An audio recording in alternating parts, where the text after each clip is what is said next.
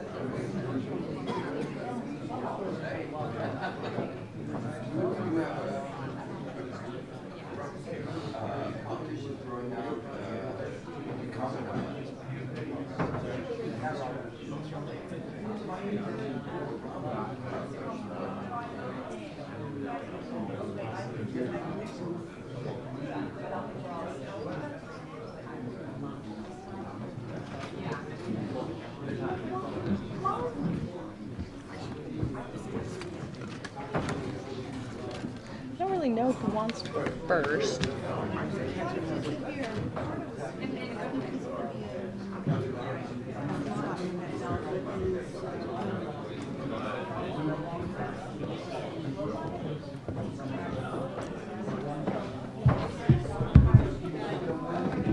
So I'll be the first to present? Or? I think it's up to the panel. Oh, I see. Oh, okay. No problem.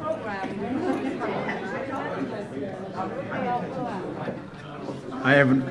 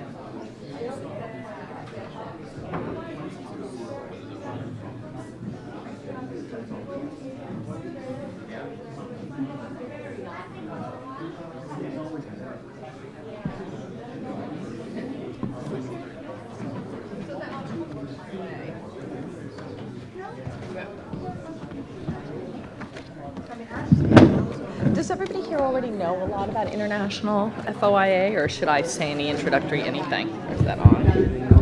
Do they already know about international FOIA, or should I make a few sort of You can make a few little comments? The only thing that's been mentioned is How great Mexico is. some said that we talked about the U.S. FOIA is one of America's great exports. Right. And that there, whatever it is, 90 countries, 100 countries. Yeah. Anyway, Everyone knows that Sweden came first. Is that Everyone true knows with the that. 200 years? Yeah. Okay, great. Perfect. I mean, we even, a few years ago, me and my students wrote a report for the government of Bhutan. I could mention that because they want to have a transparency law. For Bhutan. Bhutan. Yeah, and it was really interesting because we looked at similar countries. You know, we looked at and it turned out that in Japan and Thailand, maybe you know this, people wanted to protect the privacy of the monarch. So that was an exemption that Bhutan was actually very interested in picking up. May I mention that in my exemptions part so I could tell a few little stories? Okay, we were sort of gobsmacked. Thought that was fascinating.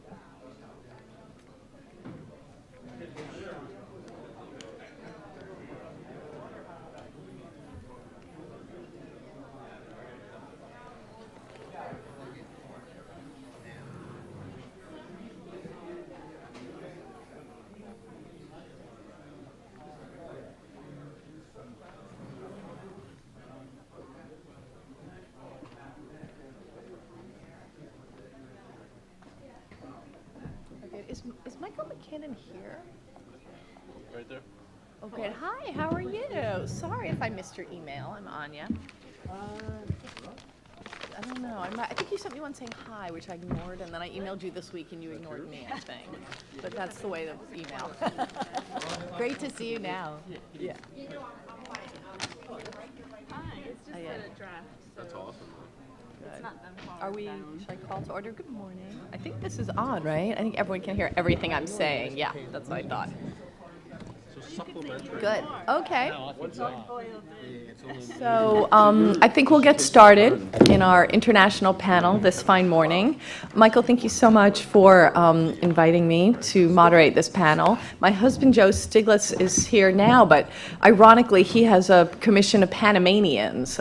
So we're going to try to implement everything that you're talking about. So he'll have to leave in a few minutes. I'll just say briefly, I won't really give lengthy introductions to the panelists because you've all got the programs and it's sort of tedious to hear it over again. But I'm delighted by the panel. We've got the whole world really covered. A friend from down under, the UK, Latin America, and Korea. So we'll really, I think, have a great view of just how the Freedom of Information Acts have really kind of spread all over the world over the last 20 years. Everybody knows that Sweden got there first, but it's extraordinary how many countries have now adopted different Freedom of Information Act legislation. When my husband was at the World Bank, this was a big priority for him, and IPD, the sort of small Columbia think tank, helped organize one of the first meetings in Mexico with the government, and of course that's been a big success story. I suppose that there's looking around the world and seeing how these laws have spread. I guess there's a couple of things that sort of come to mind. One is the importance of spreading these kinds of transparency and open information laws down to local government, not just to the sort of top federal governments.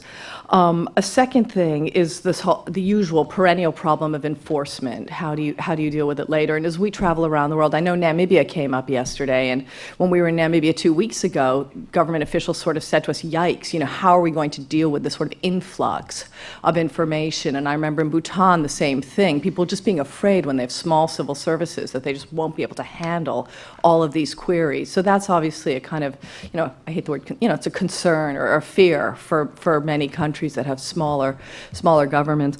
And then there's that whole question of sort of, how do you frame the exemptions, which I know Cass Sunstein addressed on Thursday, sort of what do you not include.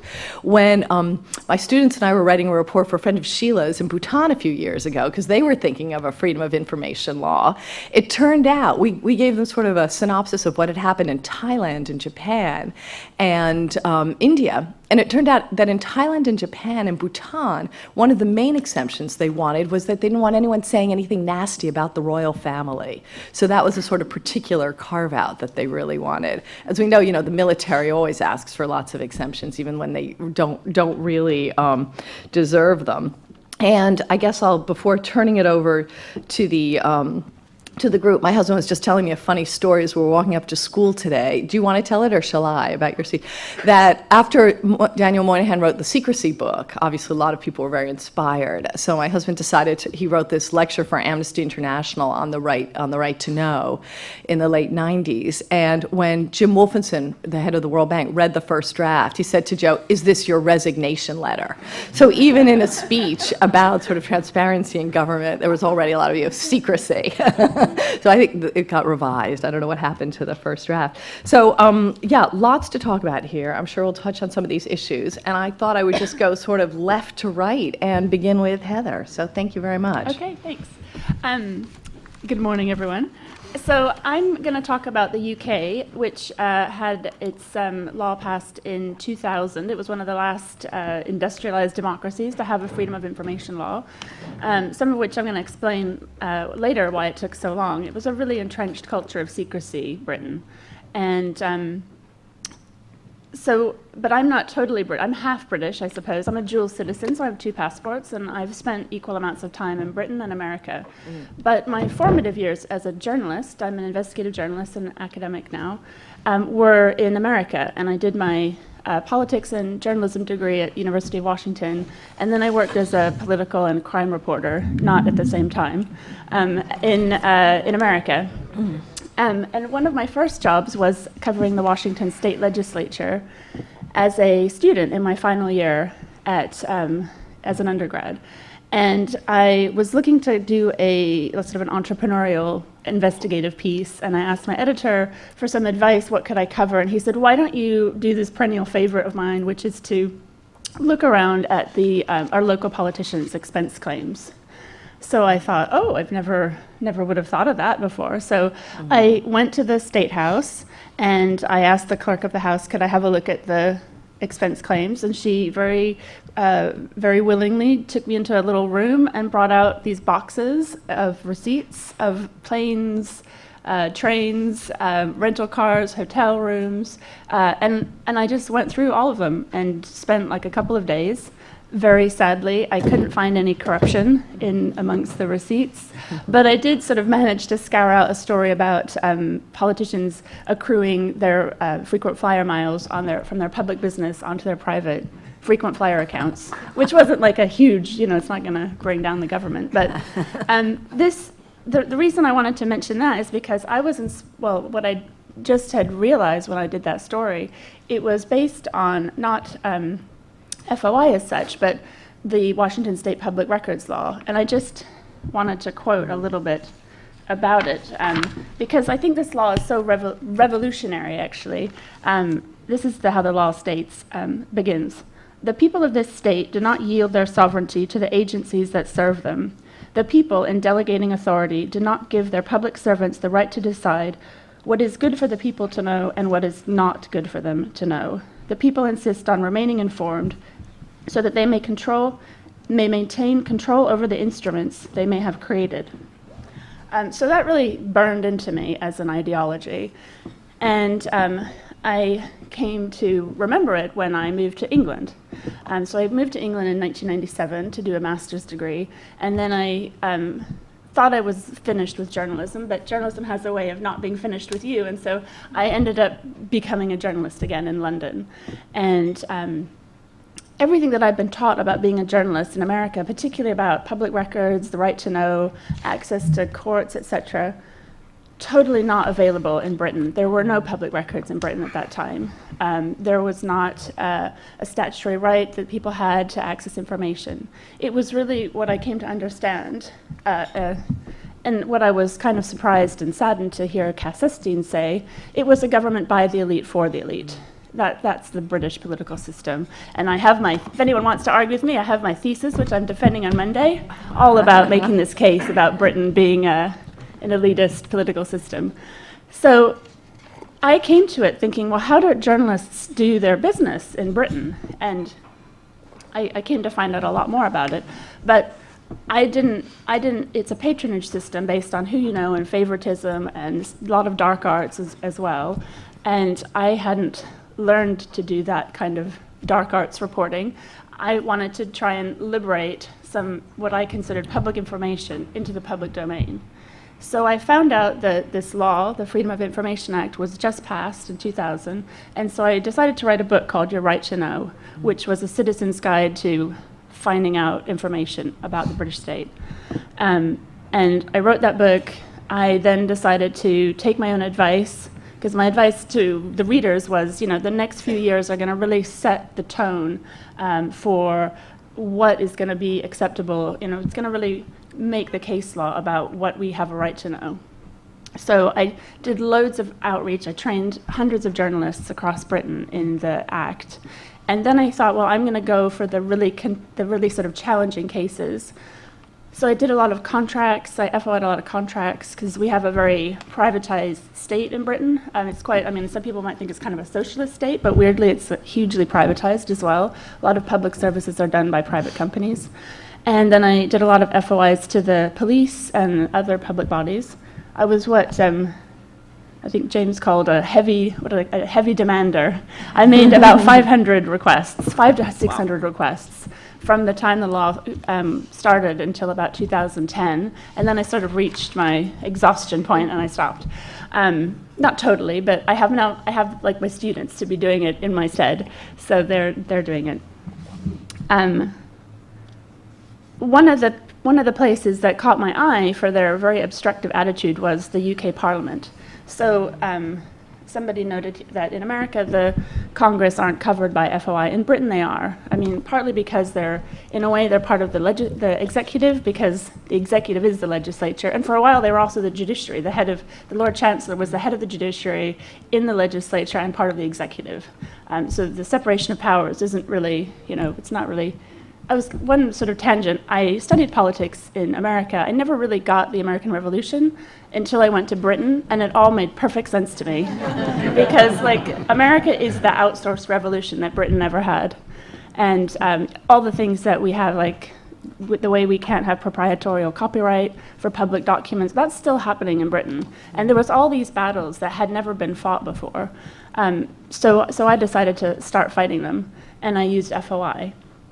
So there was a lot of obstruction from Parliament, and to cut a very long story short, it took about 5 years. I basically decided to replicate that early investigation I'd done at Washington State to the UK Parliament, asking for their expenses. At first, they couldn't even get their head around it. They were like, "Who is this like crazy American, you know, coming into our hallowed halls asking for our expenses?" It just wasn't done. It was very much a kind of culture of deference. There was a whole contingent of lobby journalists who worked in Parliament, and it was a very back-scratching-y type arrangement. So they would get a bit of information in return for doing a favor for an MP. I think a lot of reporters knew that the system was that there was sort of individual corruption. I had no interest in individual corruption. I had an interest in the state. I loved that part in the Spotlight movie where they talk about systems, and I'm definitely like a systems investigator. I'm not particularly interested in like the sexy shenanigans of an individual politician. I FOI'd for the Rule Book of Parliament, and I read it, and I thought, this is like a recipe for corruption. It basically gives all of MPs an ability to spend public money without almost any public accountability. They basically wrote their own receipts, and they would just like pass through. And I just thought, this is obviously a recipe for corruption. So I made an FOI. You won't be surprised to know that it was not accepted. It was rejected, first on cost grounds. They said it would cost too much to tell the public how public officials were spending public money. That would be too expensive. So then I narrowed it down, and they said I could ask for 10 within the cost limit, so I did.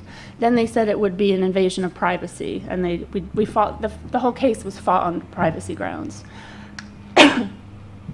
So it ended up, it was a very exciting and dramatic case. It was eventually televised on BBC, where I was played by Anna Maxwell Martin, this actress. It went to the High Court, but the really interesting case was in the Information Tribunal. So we have a kind of ombudsman system in Britain where you don't really have to pay up until you go to the High Court. I won all the way through. When it went to the High Court, it was very worrying because at that time, it was like Britain's equivalent of the Supreme Court. It was before they had a Supreme Court, so this was the top court. And if you lose in that court, you pay everybody's expenses. And when you're suing the government's coming with a huge, like, you know, bench full of lawyers. And if you lose, you're basically having to pay for all of, not just your own lawyers, but the other guys' lawyers too. So I had to take out legal insurance. I'm not quite sure why I did all this. I think I was just like set to do it, and then I didn't realize how much work was going to be involved and how, you know, risky it would be. And then I just kind of got onto the momentum of it, where I was like, God damn it, I'm going to get that stuff out of there. So I just sort of stuck in, and we finally won that high court case. And it was a real, I don't know how to explain like what a revolutionary case that was, because it is such a kind of establishment system in Britain, and the high court judges were very establishment people. And so for them to rule against Parliament, just to say what a constitutional strange thing it was, when I was suing Parliament, because they had never been sued before, they didn't even know what their legal entity was. They didn't actually know, like, what are we called in a court of law. They had to like consult like a number of internal lawyers to figure out what they were called. So they did figure that out, and then they lost. They had to disclose that information. There was a lot of they were ordered to disclose it. Because of that order, they had to digitize all of these paper records.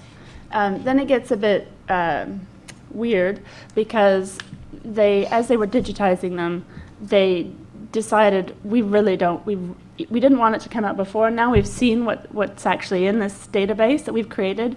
We definitely don't want it to come out. And so they decided, well, we're a legislature. What can we do to like shut this down? And they decided we'll make some new laws that retrospectively exempt us from the act that we created. So they tried to do this.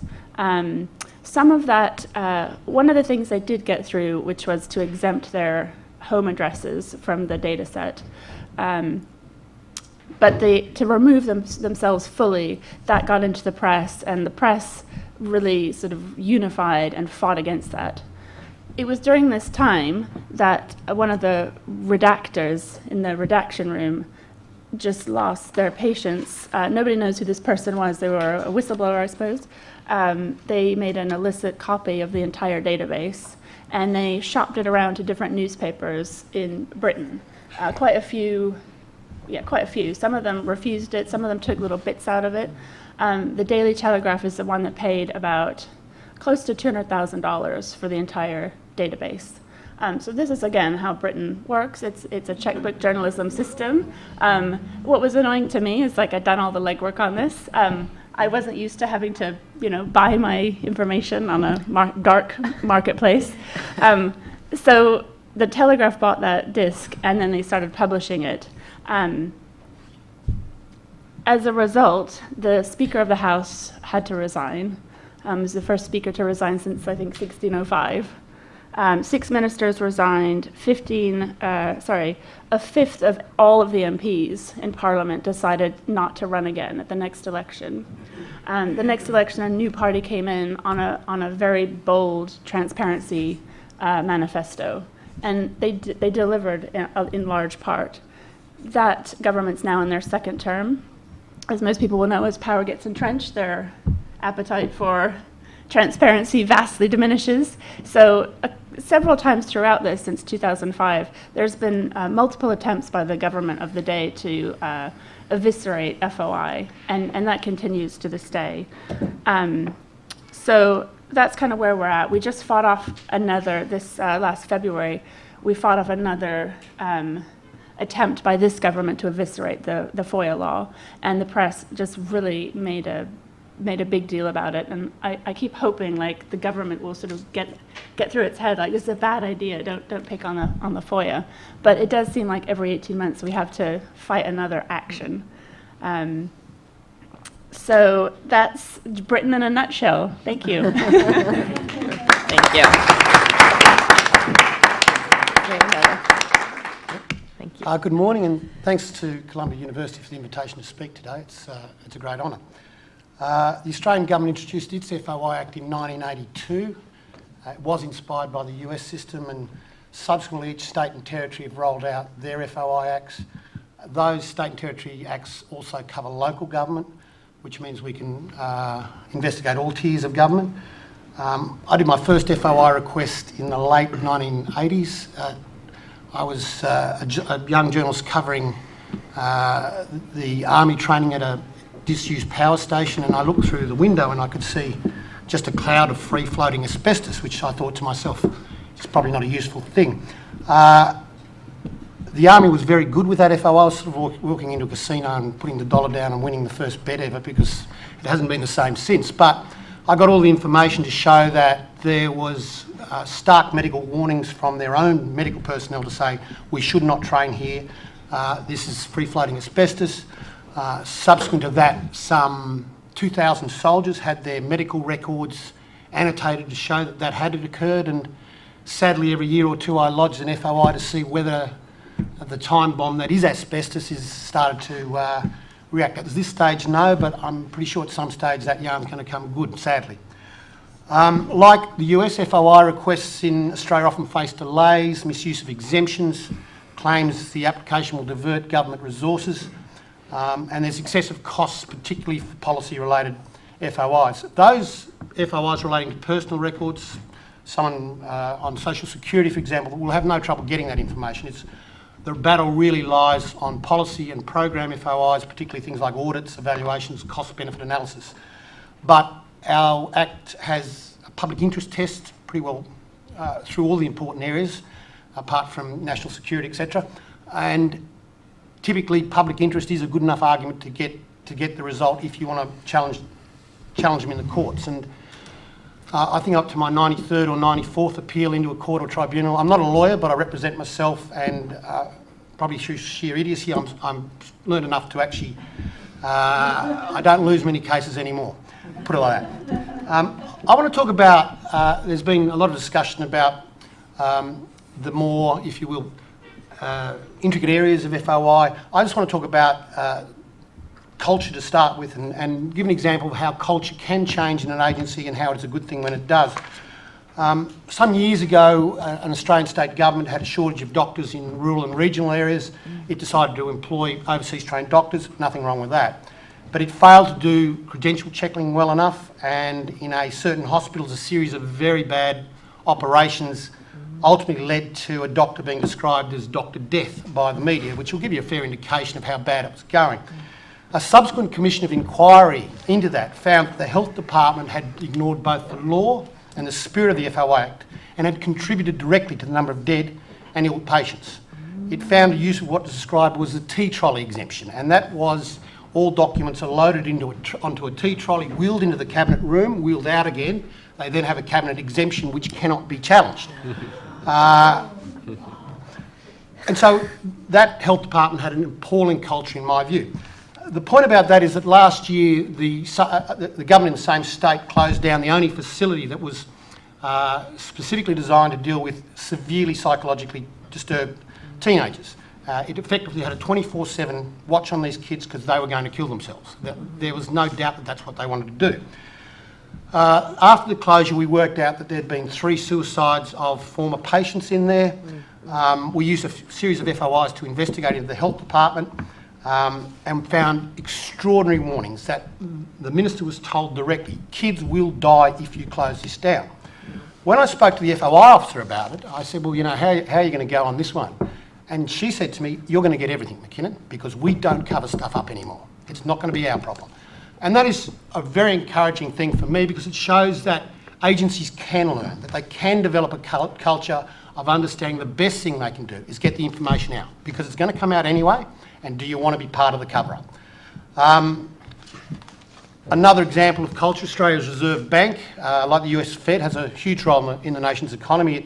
It sets interest rates apart from anything else. Some years ago I sought copies of the board meeting minutes. There's a monthly meeting where they determine what the interest rate's going to be.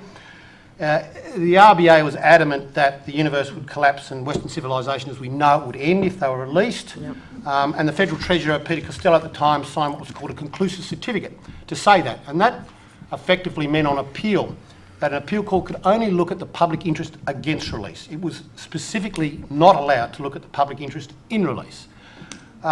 We fought that all the way to the High Court in a case called McKinnon v RB Treasury, I think, and it was funded by the Murdoch-owned Australian newspaper to show that even ogres have good days, because it was an expensive case. It was a very expensive case. We lost the case, although the High Court was fairly scathing about the law as much as a High Court is in these things, and an incoming government gave a clear vow that certificates to be abolished. They have been abolished, and state governments across the country followed that. So at least I don't have to battle in courts on the basis of one arm tied behind my back anymore.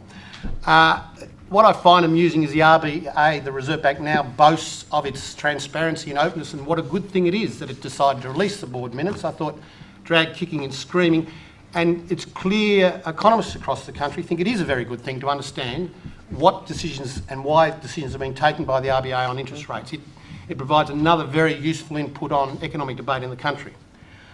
I turn to the issue of frankness and candour now, and this is an argument often used in Australia to deny release of deliberative documents.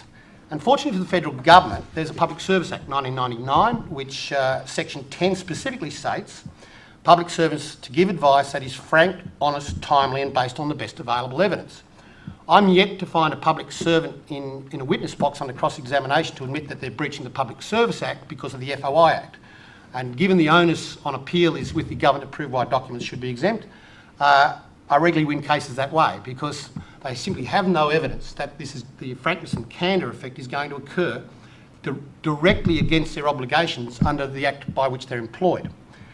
It brings me another point, the importance of an independent judiciary in reviewing FOI decisions, because it seems to me the vast majority of elected representatives in Australia think the public interest is synonymous with their political interest, and I disagree strongly with that. And how do I know that? Well, I know ministers direct their departments to block FOIs on sensitive political matter. I know that because I've been doing it for about 20 years and I have very good relationships with some FOI officers, and you can tell sometimes, let's put it like that.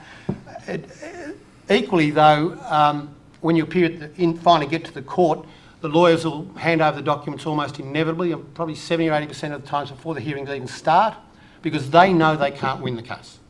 And it's only when the lawyers are in the court that the Minister's office will finally listen to say, gee, we probably should release this because McKinnon's going to write that we covered this up and were secretive about it, as well as whatever he gets out of the documents. So it does, to my mind, prove the importance of an independent judiciary in a process of review on FOI. I'm a journalist, I'm also a citizen and a voter. I employ the politicians and bureaucrats, and I have a right to know what they're doing and if they're doing a good job. My point is that if an internal document shows a policy or program is working as it should and is well researched and considered in its development, then there's no reason any government would want that blocked. So when they do block it, I've got to presume the otherwise, that in fact the policy isn't working, the program isn't, there's a rort, and it's very useful to get information about what politicians and ministers do. Australia has, for example, some of the strongest anti-tobacco labelling in the world. Front of tobacco of cigarette packages, you know, gangrenous feet, etc., etc. It's quite stark, and that policy was suggested some years ago, and I found that out through an FOI, and then it just died. I subsequently FOI'd the minister's diary around that time to find that she'd taken a delegation from the tobacco industry. I couldn't get to the substance of that because it had been wheeled into cabinet, funnily enough, but we could easily write that the agency prepared this, had warned that they were going to do it, and it had stopped following a meeting between the minister and the tobacco lobby. That obviously in the end failed in terms of the tobacco industry's influence, but it showed yet again the importance of actually knowing what our elected representatives are doing and what their diaries and who they meet and who influences them in terms of public policy.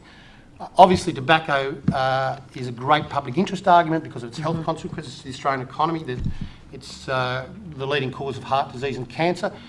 And so I actually think as a journalist FOI is really good because as a journalist my job I think is to develop and find news in the public interest. And if an FOI is in the public interest, then I've actually got not only a good legal argument, but I'm doing what I think to be very good journalism. Finally, I'd make I want to mention an approach that's yielding some success in Australia. It's probably well known here, I don't know, but that's the use of what's called metadata requests. And I effectively FOI the file titles using keywords and get then a data dump of all the file titles and their numbers. That makes the subsequent FOI very easy, and it makes it very difficult for the agency to say search and retrieval is going to be a big problem, given I've already shown you what you need to give me. I think for any journalist using FOI, probably the greatest thing, and Heather mentioned, is persistence. You've just got to keep banging your head against that wall. I have a permanent bruise on my forehead, I accept that, but ultimately you can wear a government down if you keep persisting and persisting and persisting. And that's the story from Australia. So interesting. You know, it's oh, sorry. Before I weigh in here.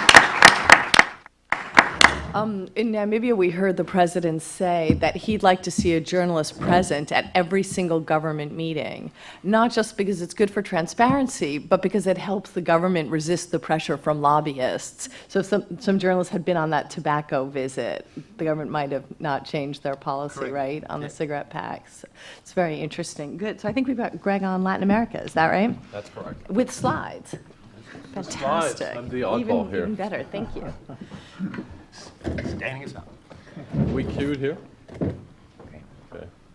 Well, I can already just start a little bit. I would just like to thank Michael Shudson and David Posen for their invitation, Columbia University in general. This has been an intimate setting to really explore very interesting issues in an important context, freedom of information in general. So I'm going to do essentially in 10 minutes 15 years of freedom of information, whereas we have 50 years in the US. 15 years has basically been Latin America's journey so far. And this is 1 year after Joseph Stiglitz and company won their Nobel Prize. Very fitting that Latin America should be on the upsurge in freedom of information. So in 2002, we have 3 countries passing laws. We have Panama. Ironically, the law was thrown out, revoked 2 years later because of serious problems with it. 2002 was also the Mexican law, which of course has the most powerful law in the world. They've essentially created a 4th branch of government by creating an information commissioner that has constitutional powers over all levels and branches of government, and will have agencies at every level and power of government as well. In 2002, Peru. 2004, we have 2 laws, both of them which have to, citizens are required to justify their requests, which of course is totally out of the norm with international, which is Ecuador and the Dominican Republic. Laws that actually are working to some extent even despite that requirement, which is a very peculiar requirement. In 2006, we have Honduras, essentially a law that's become dead letter. Same with Nicaragua in 2007. A very strong law passed under Ortega. Unfortunately, his minority quickly turned into a majority, and he co-opted all, essentially, parliament and the political system in general. So that law is essentially dead letter as well. 2008 was, of course, a special year because it was the first international court to decide in favor of freedom of information, which was a court of Inter-American Human Rights Court that decided Claude Reyes versus Chile, this famous case. And so 3 countries passed laws that year. Guatemala, a law that is in fact working quite well, surprisingly, considering Guatemala's past. Chile, also working well, and Uruguay, also working quite decently. And so in 2011, we have Brazil, we have El Salvador, which actually has the strongest law, according to the Right to Information rating, in Latin America, among the strongest in the world, working moderately well. Brazil, and then 2013, Colombia passed a law. Now, Colombia is a very unusual country because it had the first law in Latin America in 1985, and I still am puzzled as to why exactly this country passed a law in 1985. The only thing I can assume is that the old democratization, drugs, debt, and government deceit, the 4 Ds, corruption and so forth. Of course, Supreme Court of Colombia was bombed in 1982 by the cartels, and there was infiltration of cartels within the government, so I'm thinking that perhaps this law responded to that. And then 2014, Paraguay, the laggard in Latin America, always on every sort of indicator seems to come in, passed a very weak law, which I'm not sure exactly how it's working. Now we have two laws, Argentina and Bolivia, 2003, 2005, that aren't laws, they're actually presidential decrees, so they don't have the force of a law, they can be revoked at any time, and they apply extremely narrowly. And so it's surprising, I'll get into some of the details of these countries just briefly in my 10 minutes sprint. Now, as I said, what are the reasons for this exceptional diffusion of laws within 15 years? As I said, democratization, debt, as in Latin America, has the largest World Bank portfolio of debt of any region in the world now. Drugs, and of course the corruption and malfeasance in government. And so I would assert that these laws are actively changing the political culture in Latin America as we speak, and they've done so visibly in Brazil, and they are doing so in Mexico visibly as well. I've been studying this since 2002. I've spent probably 8 months in Mexico, 6 months in Argentina, and I can see that these laws are really having quite a dramatic effect. Now, a few things about these laws. 8 countries have constitutional rights ingrained in their laws. And if you're interested in this data, I recently published an article in Latin American Politics and Society that basically does an overview of this. 8 score higher than the United States of America on their right to information rating. So showing you how new laws tend to be broader laws in effect. I mean, the US has a lot more depth, and the right to know is much more entrenched, no question. But it's had to make up for its lack of breadth in its depth, in a sense, because the US law is very narrow, whereas most of these laws are constitutionally applied to all levels and powers, as is the case in Brazil, right? And have public interest overrides, harm tests, human rights exemptions, and other types of benefits, including, in the case of Brazil, open data is one of the included in the law, so you can actually request for files in open formats. Okay, now it's important to make 3 distinctions of these laws. One is machinery, the operation of the law. One is responsiveness, and the other is the de jure law. Because you have laws de jure and you have them de facto in operation. What we find is that the machinery is very important. So if you have a freedom of information platform to request information, to receive responses, to appeal, that is going to help the responsiveness and the operability of the law in general. In Brazil, many of our audits, we have a research project called the Transparency Evaluation Network. I'm going to show you some data in a few minutes. But that research project is showing that on multiple occasions, when we compare states that do not have platforms with states that have platforms, the response rates are much, much higher for the states or jurisdictions that have platforms to request and receive responses and so forth. So it's important to make those distinctions. In the case of Argentina, for instance, responsiveness is actually quite decent because advocates are extremely strong. It's always had a very strong civil society, well-educated and so forth. And the courts have supported the advocates. And so they've taken freedom of information to the courts and they've had reasonable success. So responsiveness is decent, even though they don't have the machinery, let's say, of a full law, and their law is not a good law. And I can just get into a few archetypes of passages or reforms. So in the United States, very clear to everyone here, 74 reforms, a 1966 law passed under a unified government, a weak law, of course, one of the first laws, understandably weak.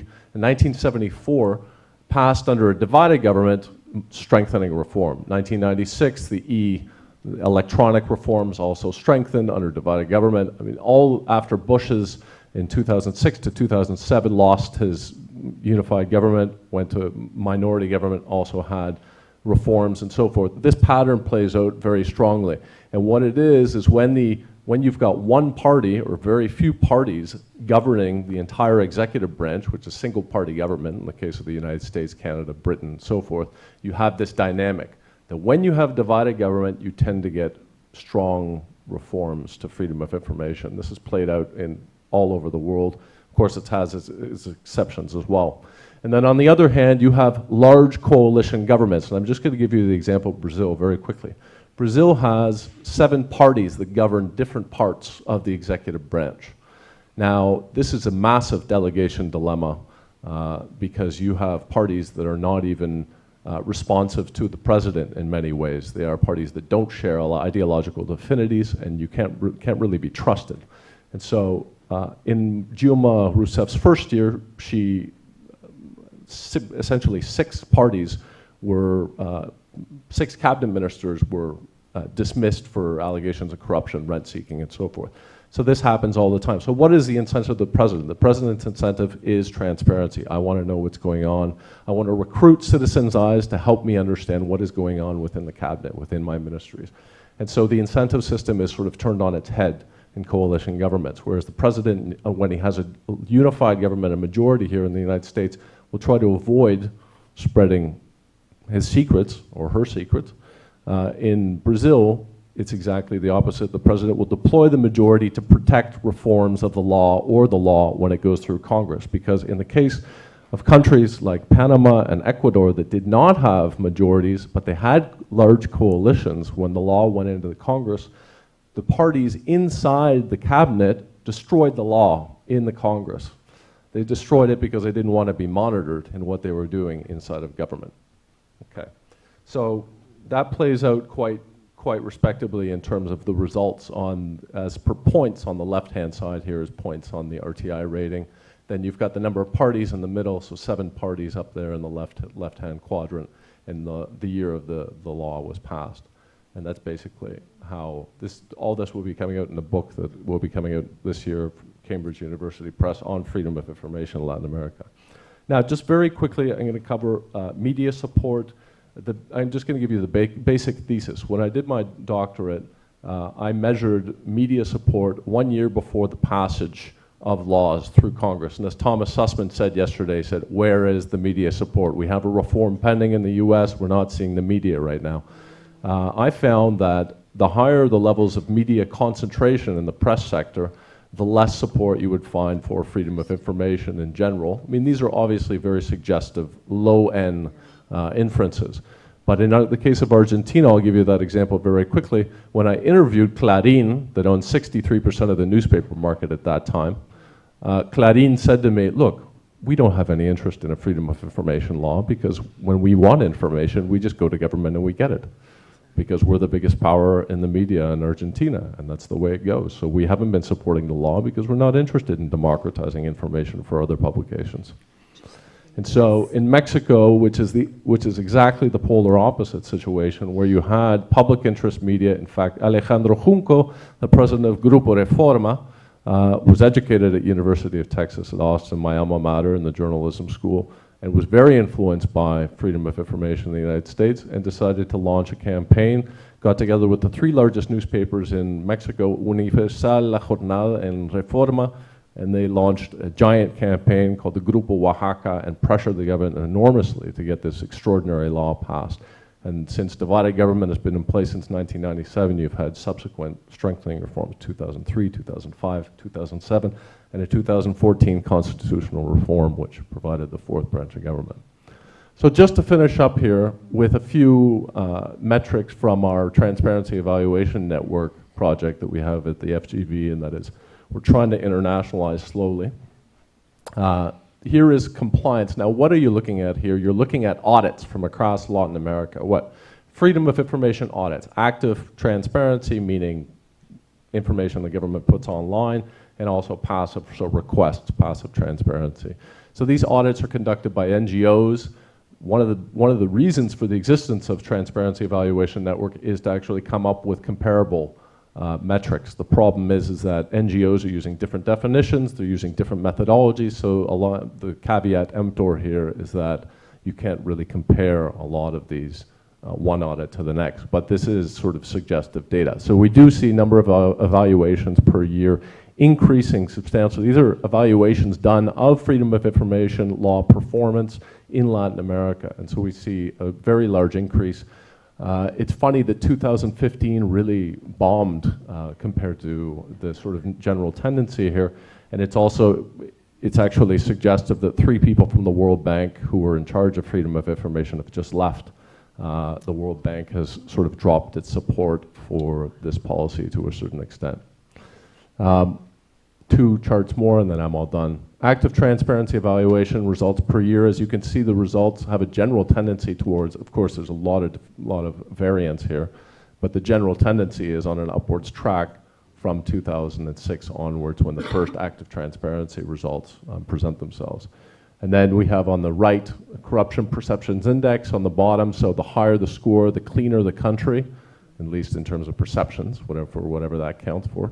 And then the compliance level. So as we can see, Chile, the blue dots in the right-hand top corner, a clean country, as per corruption perceptions, has done quite well as well in terms of transparency.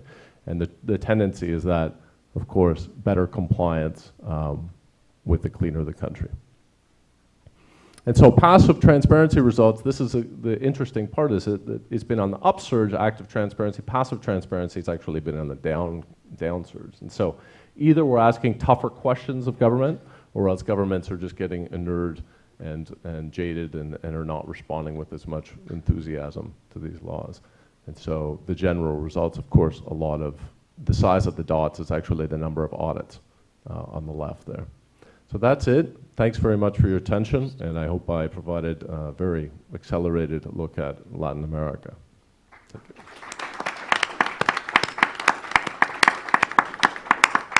That was really interesting and fascinating about Clarín. It reminds me of what the Wall Street Journal did in the 90s when the SEC was requiring full disclosure that material information about companies should be given to all media outlets at the same time, and the Wall Street Journal came out against it. And I believe someone in the room may remember they're suing the government. So quite interesting, and the contrast with Mexico too. So our last presenter, Professor Q, I didn't know if you had slides or you're just going to tell us about Korea. I will try to be... Terrific. Oh, you've got plenty of time. Go ahead. Thank you. So we are moving from Latin America to South Korea. And let me first say thanks to Michael Schussen and also David Posen and also Sumin Seo, especially for making this kind of extraordinary opportunity for people who have a sustained interest in freedom of expression in general and the freedom of information in particular. And we are talking about global 21st century. When you're talking about global 21st century, we have to think about the extraordinary book published by Oxford University Press in 2010 and authored by President Lizzie Bollinger. Robust, uninhibited, and wide open, a free press for the new century. When you talk about a new century, we talk about the new 21st century. And in this context, I have to say, Columbia University setting the bar high for freedom of expression and more importantly, for freedom of information. And this kind of conference, we need more rather than less. In that context, I'd like to say thanks to Professor Michael Schussen and also Professor David Posen and also Dr. Sumin Lee. As you might imagine, I am originally from South Korea. And South Korea, some people say, is a shining example of the United States export of democracy.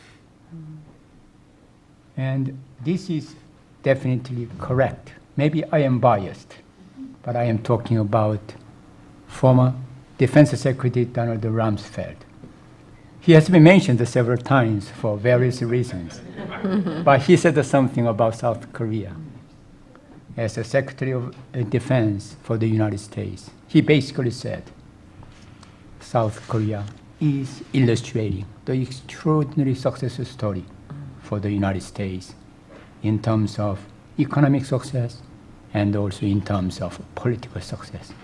That is why many people say South Korea was the impossible country, but now it is a success story. Impossible means economically it was hopeless. In the early 1960s, South Korea was at the bottom of the GNP ranking. And now South Korea is one of the top 10 or 11 economic powerhouses. Politically, South Korea is a thriving democracy, vociferous, very much like the United States. Even though, let me just put some kind of footnote. I'm talking a personal story.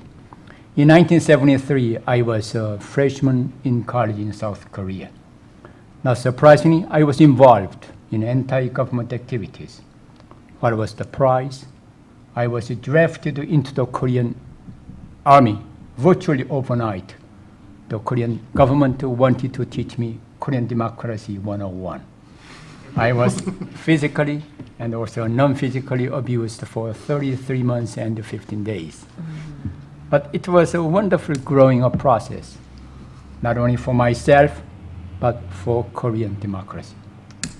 And on June 27th, 1986, a New York Times correspondent, Susan Chira, wrote a wonderful story about the evolving Korean democracy. The headline of a New York Times story was, "For the Koreans, the answer is freedom." Basically, this is the essence of her New York Times story. A 28-year-old Korean mechanic. He did not go to college. He didn't have that much high education background. But he said this for the Koreans. In the 1960s, South Korea was trying to make sure they have enough food. In the 1970s, South Koreans wanted to make as much money as possible. In the 1980s, South Koreans want freedom. That is extraordinary, how can I say, illustration of how South Koreans have changed from a hungry Koreans to a democracy-hungry Koreans. So that is giving some perspective. In 1987, South Koreans had a so-called People's Revolution. And after that, South Koreans had more access to information. So access to information was crucial to make South Koreans more, close to reality in terms of participatory democracy. In this kind of information revolution in South Korea, the rule of law was crucial instead of rule by law. Rule of law essentially means the separation of powers, checks and balances, as compared with a rule by law, in which case the executive branch was predominant. So it means the National Assembly of South Korea and the judicial branch were more or less subject to the all kind of arbitrary whims of the executive branch. That was the case before 1987. Now South Korea is more or less functioning democracy. I can say consolidated democracy. And in 1996, South Korea, the National Assembly passed the Public Information Disclosure Act. Think about 1996. Now we talk about more than 100 countries do have freedom of information laws throughout the world.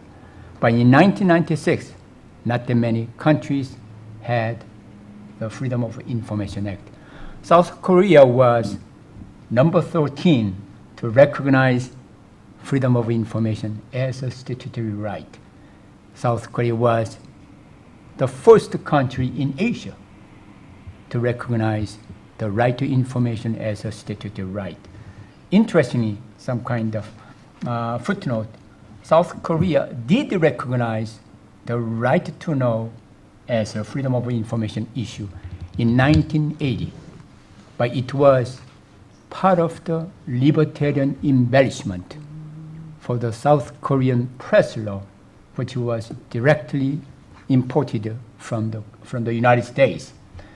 The authoritarian government in 1980 wanted to some kind of a bragging right, adopting the right to know as part of their very restrictive, repressive press law, to basically say we have recognized the right to know as part of our press law, and that is making us a lot more libertarian, but that is essentially sham. But eventually now we have, in South Korea, they have the right to know as a statutory right. Very interesting, I have to say, the South Korean public information disclosure law is more expensive than the Freedom of Information Act in the United States. A couple of examples.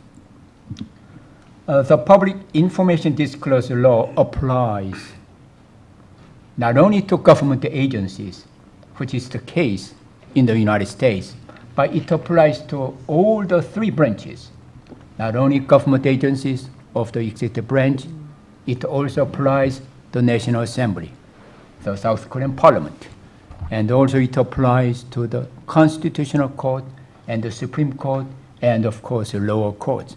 So the applicational scope is quite extraordinary. So no government agency is exempt from the jurisdiction of the Public Information Disclosure Act.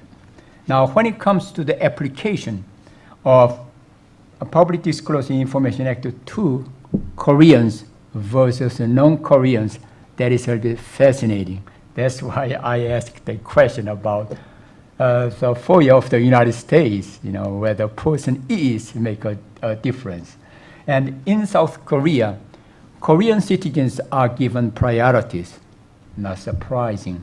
And interestingly, under the presidential decree relating to implementation of the Public Information Disclosure Act, foreigners, if they live in South Korea, they can use the Public Information Disclosure Act. And also, if a foreign company like Google has a branch office in Seoul, they can use the Public Disclosure Information Act. So that's some kind of applicational scope.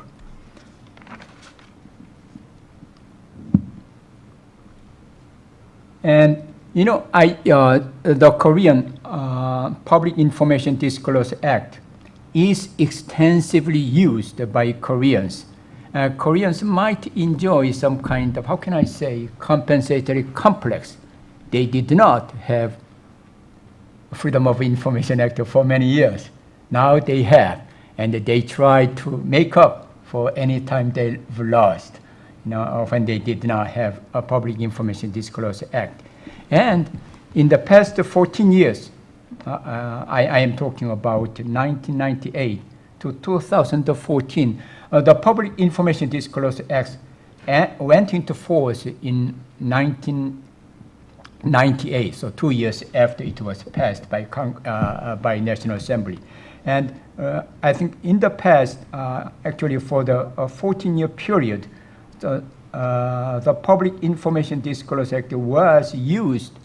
Actually, the amount of public information released under the Public Information Disclosure Act was increased 23 times. It means 2,300% in terms of the access to information.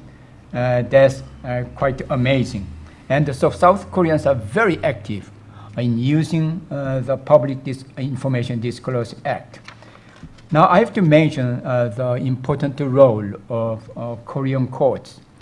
Korean judges, the Supreme Court of Korea and also Constitutional Court of Korea are taking the access to information very seriously. It means they give the benefit of doubt to disclose of information rather than restriction of information.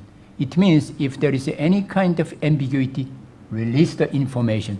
There is some kind of important judicial philosophy relating to implementation of Public Disclosure Information Act. And also, in South Korea, national security is very important, a sensitive issue. So whenever there is any conflict between national security and other important individual and the society interest, usually national security is given priorities.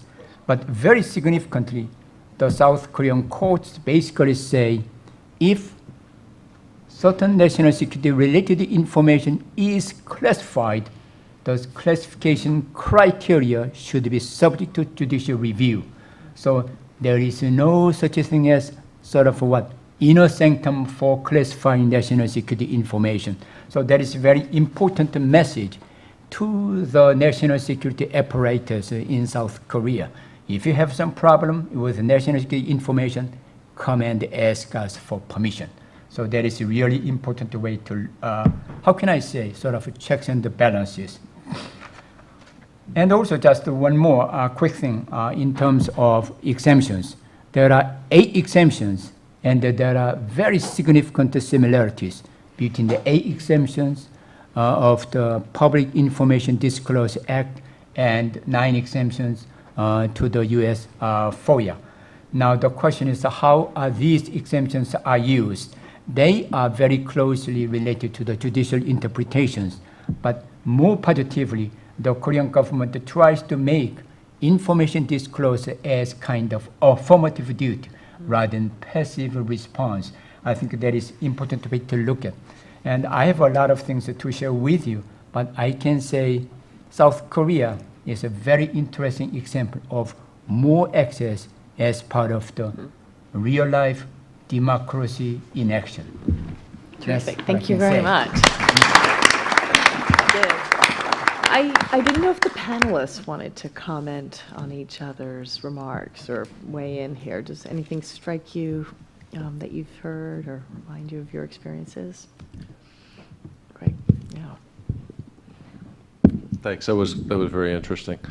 I think Mexico did actually broach the subject of freedom of information in 1976, and it seems to me that freedom of information was very confused. There's a book. There's a book by Colin Darch that actually speaks about this. That the idea of freedom of information was actually very confused with the idea of freedom of expression, and it wasn't quite disentangled in many countries.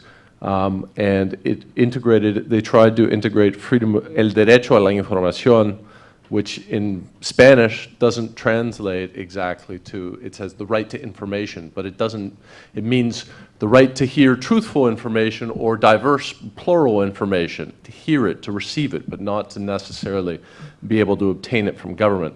And it was a sort of a switch and bait where they promised freedom of information and a press law, and it sounded much like this 1980 law that you had in South Korea, where it's sort of like a bit of a superficial, a window dressing law in a sense, no? That's Yeah. right. Yeah.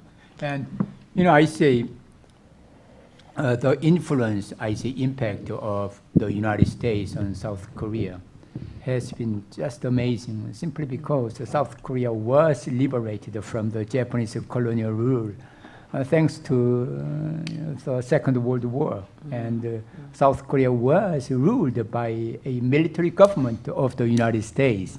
So it means the first time exposure to democracy was thanks to the military government of the US in 1945 to 1948.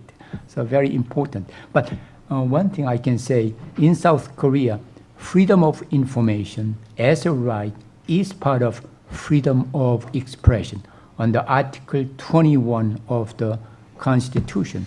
But when the Constitutional Court of South Korea read freedom of information into the freedom of expression guarantee of the of the Korean Constitution, it has a lot to do with some kind of values relating to freedom of expression, like self-fulfillment and the checking value theory, and also stable change of the government. So I think South Koreans have borrowed a lot from the American experience with freedom of expression in general and the freedom of information in particular. Very interesting. And Michael? Yeah. I'm encouraged by the Korean system. Our intelligence agencies, ASIS and ASIO, are simply exempt from the Act. They're not even covered by it. And the other observation I'd make is that the so-called war on terror has had a real chilling effect on release. The Australian government has a policy of stopping all boats coming to Australia because there was a significant market in terms of illegal immigrants basically flying into Jakarta, getting a leaky boat and coming to Australia. We did our absolute best to investigate that again and again, but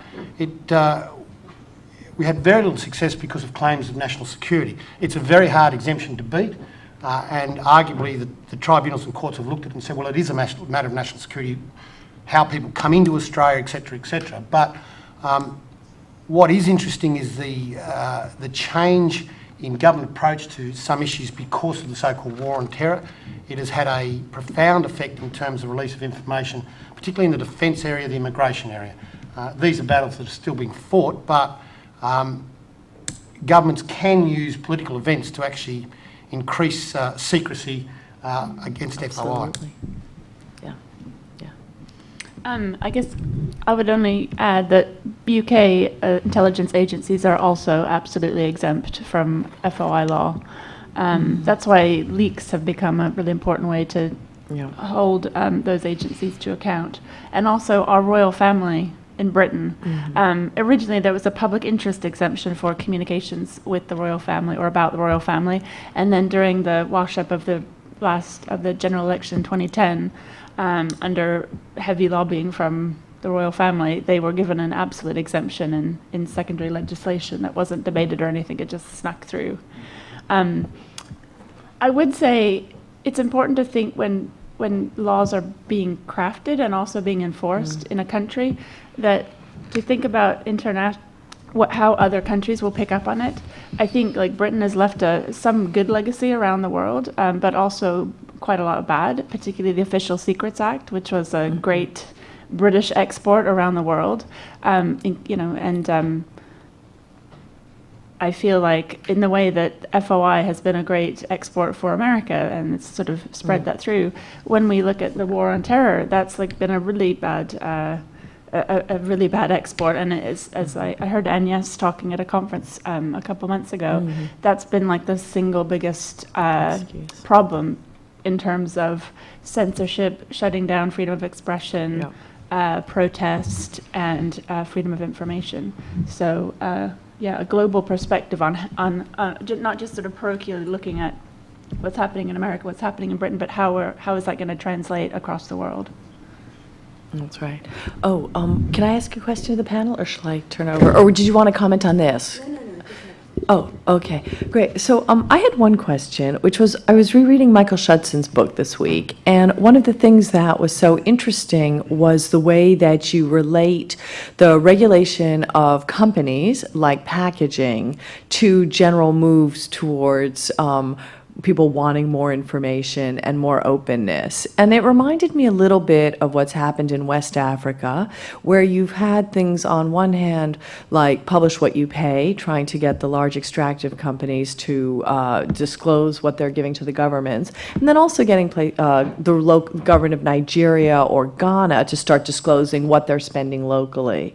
And I was just wondering, in all the countries, we've talked so much about sort of government regulation and government disclosure, but I'm just wondering whether all these moves towards transparency or away from it by government have also affected corporate transparency or corporate disclosure. Do they create climates where people suddenly feel that big business should start giving more information? Have you noticed that?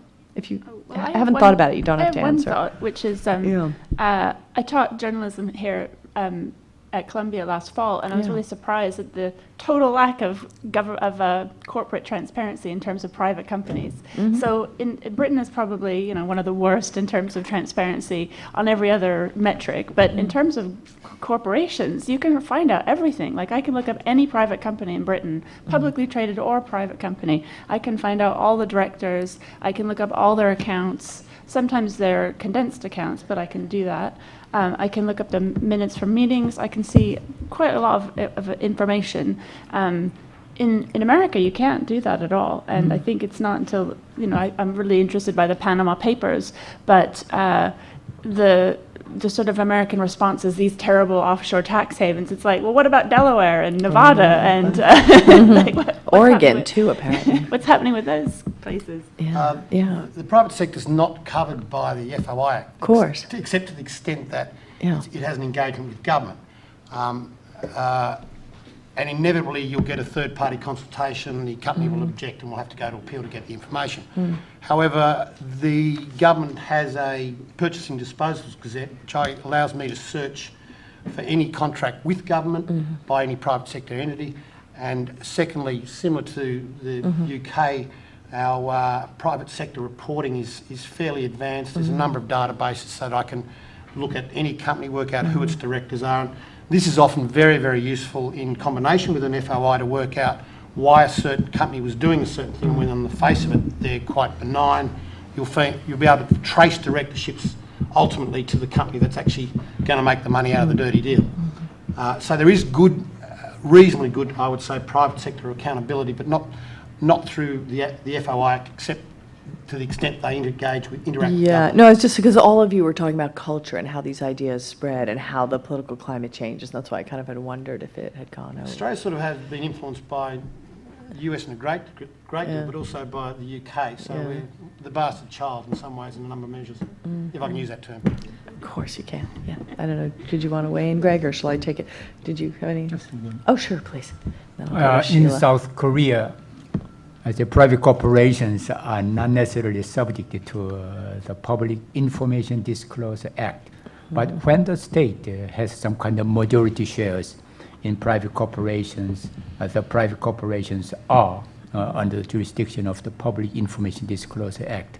One thing significant about the application of the Korean FOIA has something to do with broadcasting media. You know, broadcasting, as you might imagine, have the kind of public interest, convenience, or necessity obligations, like the Public Corporation for Broadcasting in the United States does. So I think, so broadcasting media are subject to Public Information Disclosure Act simply because they are different from other private corporations. So that is something a little bit noteworthy. Yeah, very. Thank you. I saw that Sheila Cornell had a question, and then the gentleman in the orange shirt. Yeah. Several of you have talked about how freedom of information, thank you, how freedom of information laws have changed the cultures of government and of government agencies. I'm wondering, in the areas that you're most familiar with, have they also changed the culture of journalism and the way journalists obtain information from government? Well, I'll answer for Britain. Like, one of the main reasons I did the work I did was because I wanted to create new norms of journalism. I wanted a journalism that wasn't based on a patronage network and dirty deals and taking people out to lunch and doing. I wanted to be able to have a clean hands journalism where I could just have a statutory right to information and I didn't have to broker a deal on it. I think that's definitely changed. FOI has certainly made a huge, and the MP's expense case really kind of shone a light into what you can do with FOI. But the other thing that happened in Britain was we had this phone hacking investigation, which exposed how the Murdoch media and other media were not really it's not proper hacking, but they were checking into other people's voicemails to get stories, and also hiring private investigators and doing these kind of things. And that all got exposed. So I think the combination of FOI and all of the dark arts that was going on in British journalism has sort of created a new culture now where the dark arts are no longer acceptable, but also some pressure on politicians that if you want a non-dirty press, you have to, the press still needs information, and so you're going to have to start to give out information more readily on public records laws and FOI. The FOI was fairly dormant in terms of its use by journalists. I was appointed Australia's first FOI editor by the Australian newspaper, and I moved from there to commercial network and now to public broadcasters. Now, probably 10 or 12 FOI editors sprinkled around media organisations. So, at least to some extent, my successes arguably may have led to some imitators. The other thing, the High Court case led to the formation of a group called Australia Right to Know, which is a collective of the 14 largest media companies in Australia. I write the policy for them as well as for the Journalists' Union. I'm in a delightful position of being agreeable to both parties. And that has had a direct influence in terms of FOI reform, because it's a 900-pound gorilla in the room when we go in and negotiate with an Attorney General that we arguably you can say, well, you know, we've got Australia's largest media companies here, we've got a direct interest in this reform. I attended a meeting before I came here with Representative New South Wales Government Attorney General to directly negotiate about a green paper for FOI reform. So FOI is actually used a lot more by Australian journalists than it was, say, in the 80s or 90s, but the real problem is that the media itself is under enormous pressure, so there's far fewer journalists to use it, and there's been a bit of a dumbing down in the industry, is that they'll pay out senior people and replace them with a dewy-eyed, fresh 24-year-old or whatever who may not have the capacity. But I spend a lot of my time training the younger journalists of the 1,400 reporters and producers we work with, and I think there'll be a whole generation of people who will be using FOI, at least for my corporation, which I should note is also FOI-able. So I'm very careful with my expenses. At some stage, someone's going to come looking for me as well, and that would be entirely appropriate. Yeah. So we have question from you. Oh gosh, sorry. I'm just getting worried because there's so many questions, and I know we don't have a lot of time. So, yes. Just quick. Well, I mean, you've got someone beside you. It'd probably be better able to answer that question than I would, and because he is an editor in a large newspaper in Brazil. But I'm just going to give just reflections on the question in general. It seems to have increased meritocracy in journalism quite a bit because younger journalists who haven't cultivated the sources that the older journalism and don't have the names and so forth are able to get information that can make them superstars very quickly. And I met various journalists in Argentina and Mexico that would send weekly requests. They had a routine, they had an Excel spreadsheet, and it was every Thursday they would send a request, and they would just have this trickle of responses or non-responses coming in. And I remember this kid, Gabriel Sued from La Nación in Argentina. He had tremendous success, and he was 23, 24 years old. So I think in terms of meritocracy, this has done a lot. And, you know, Latin American press is known as declaracionista press, right, where you just basically replicate the declarations of officials, and that's it, with not a lot of critical analysis. At least that's the old school Latin American journalism. That's changing dramatically because of these instruments. And I would say open data is having the same effect, obviously, as well. Estadon, where our esteemed colleague here works, has a very strong open data journalism program there. Wow. Very briefly that Yes, please. in 5 years, things moved very fast in Brazil. I'm personally very optimistic, and there are many good talents in the public sector who's committed with the freedom of information. Unfortunately, what we have on window is bribery and corruption, but I would say this is a minority part of public servers. There are good talents and respected people who are working for the government side. We hope these people can, and they are doing their job, and as a long term, I'm optimistic. Short to mid term, we'll have more pain, unfortunately, but maybe it's necessary for our democracy construction. Yeah. And I would say, I think you agree, the concept of transparency is being hardly built within the society. Great, thank you. It's also breaking up the industry in a certain sense by elevating the quality, Fascinating. breaking up old monopolies. Which is what everybody had sort of hoped would happen, right? How about Korea? Because that's an interesting media climate. No, I say at least when it comes to transparency as an important concept, it is now a lot more widely accepted. But the fundamental question is whether journalists working in the real world are using the Public Information Disclosure Act. There are more similarities between the United States and the South Korea when it comes to the relatively lack of use by journalists of the Public Disclosure Information Act. So very significant. Simply because South Korean journalists know how to find a job without using the normal channel of statutory mechanism, and not like in the United States. It's more relationship-based, I think. Okay, yes, great. Yeah, Tom Sussman. I hate to break this very high-level and interesting discussion to get down in the weeds a bit, but we have such a tremendously broad range of experience here. I have to put the question of the related problems that seem to vex freedom of information regimes everywhere. Interrelated delay, vexatious and burdensome requests, and inadequate resources. So can you provide some practical advice to, I mean, if I'm starting my country's new freedom of information scheme and setting it up, I mean, I've got these good laws for models. I'd go to various books and matrices from South America, and I'd pick up great statutory provisions. How do I make it work so that it doesn't bog down with extensive delays and some regular users filing thousands of requests, and the agency then wants to be able to cut them off completely, needs more resources, the legislature won't give them more. I mean, this repeats itself around the world. How do we break that cycle? In Australia, we attempted, Australia Right to Know, as part of the last reform, successfully argued for an independent information commissioner who would investigate complaints about delays, etc., and also do a yearly audit. That was then linked to performance payments to secretaries of departments.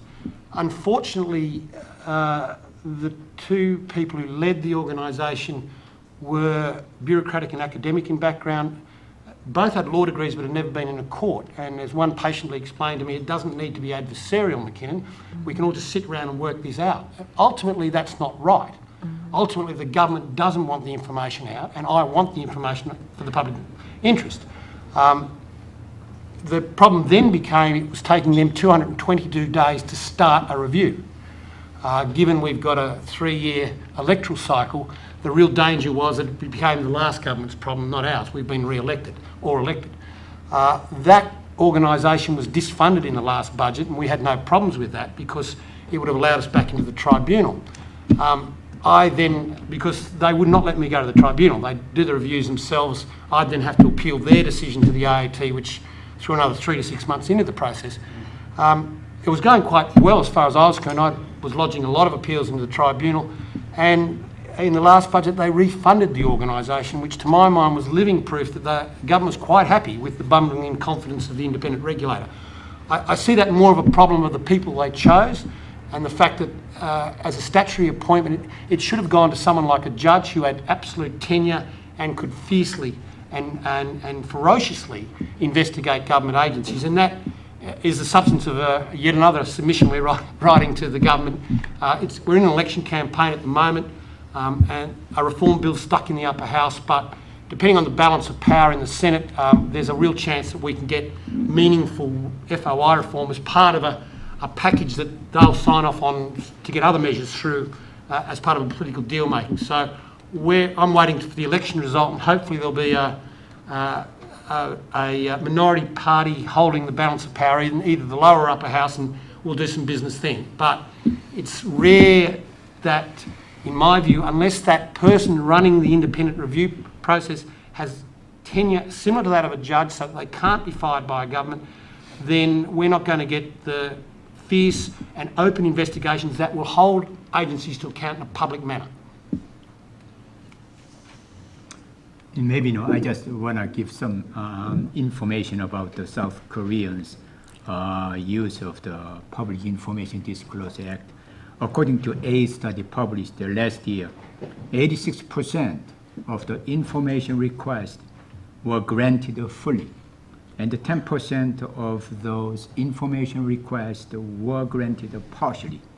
4% of those information requests were rejected. So the statistics now is very impressive. The question is, what kind of quality of the information was requested? So instead of the quantity of information released, the quality of the information that is being released is a lot more serious question. So that's funny because we have those statistics in Brazil as well. I think it was 91% of the information has been requests have been responded to. And then I asked the CGU, I said, look, well, that means that you could say, we can't find the information. We don't have the information. And those count as responses, right? And in fact, they do. So they count them as responses. So that makes the statistic a little questionable at the same time. But I think the problems you're talking about, Tom, are fairly intractable. I mean, especially when you bring in the resource aspect, right? Because you can make it work with more money, as Mexico has done. I don't know where Mexico is getting this money from. I mean, honestly, it's got a $300 million devoted to this to the INAI, the Instituto Nacional de Acceso a la Información Pública. It's an amazing sum, especially compared to Brazil, which has twice the population, only has $3 million devoted to it in the CGU, wow, which is now the Ministry of Transparency and Fiscalization, or whatever it's called. But I would say that, with the resources, I think that one key aspect looking at laws across the world is to be able, for the requester, have the opportunity to go to an information tribunal and to have binding powers of that tribunal, which of course is difficult to achieve. That means binding powers would mean that they can make forced decision like any court of law, and also create rules for the agencies to abide by, right? Which is the case in Mexico. That's ideal. And then you would also have the problem in Mexico is that you have to go through the information tribunal, and you don't have access to the courts until the very last instance. And so I think you should have the option to either go to the courts direct and have an information tribunal. I think that's the ideal system that I've seen as well. But the resource question is really the main question here, no? Great question. So we're out of time, but David has a question. I don't see how I can possibly. As well as two other people. And there's two more in the back, but anyway. I'll choose the most provocative one. Okay, or we could group. I guess Greg would be the best position to answer, but here's a hypothesis, wonder if your research bears it out, that in mature democracies at least, people get very focused on the differential formal features of a FOI regime, how broadly drawn are the exemptions, what's the standard for judicial review, is there a presumption of disclosure or not, and so forth. And these formal features drive a lot of the indicators you're looking at. But that there's the hypothesis that there's something like FOIA isomorphism that actually is realized in practice. All these systems converge on broad deference for military secrecy, for example, relatively weak judicial review in that area, among others, including on deliberative matters. Exemptions that basically come to look quite similar, regardless of where they start. Do you find that this, at least in mature democracies, this is true that FOIA regimes, and maybe some of Tom's factors drive some of this convergence, but that we observe basically a standard FOIA model emerging? Yeah, absolutely. I mean, it's funny that there's one person, his name is Toby Mendel, you're familiar with him, Sheila, and other people are. I mean, Toby is essentially responsible for the diffusion of these laws around the world. It's funny to think of it that way, but this man has traveled to 190 countries now, going around proposing these laws. He's someone to look into if you're interested in a character study. He's also quite a character. He's a very interesting man to have a beer with. He is. He's great. This summer. Yeah. But I think that this, as you say, isomorphic mimicry is definitely happening around the world. And this is, it's an export. And I think that a lot of these laws could fit a lot better the cultural context. And I've written about this, in fact. The identity question is central here. I mean, it's the norm in Canada, the US, other countries, US not so much, but New Zealand, in Canada, you have to identify yourself as the requester.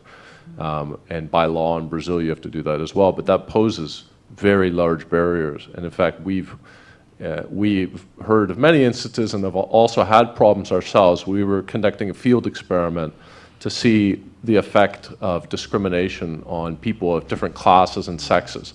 And so we were trying to get people to basically volunteer to give their information so we could request information on their behalf. And they refused because as soon as they realized that they were going to have to give their identity number, they said, no way, I'm not going to mess with this because government, this is authoritarian mentality of the past that spooks people. And so this identity question, a lot of the elements that are integrated into the laws that were passed by the UK, United States, Canada, etc., are just been transplanted now to Latin America without a lot of contextual sensitivity. And I think we could better these in numerous ways. And we can discuss that later on if you like. Maybe just one quick footnote. In 2001, I was approached by someone who is directly involved in the making of the Freedom of Information law in Mexico. and the person asked me for an English translation of the Public Information Disclosure Act in South Korea.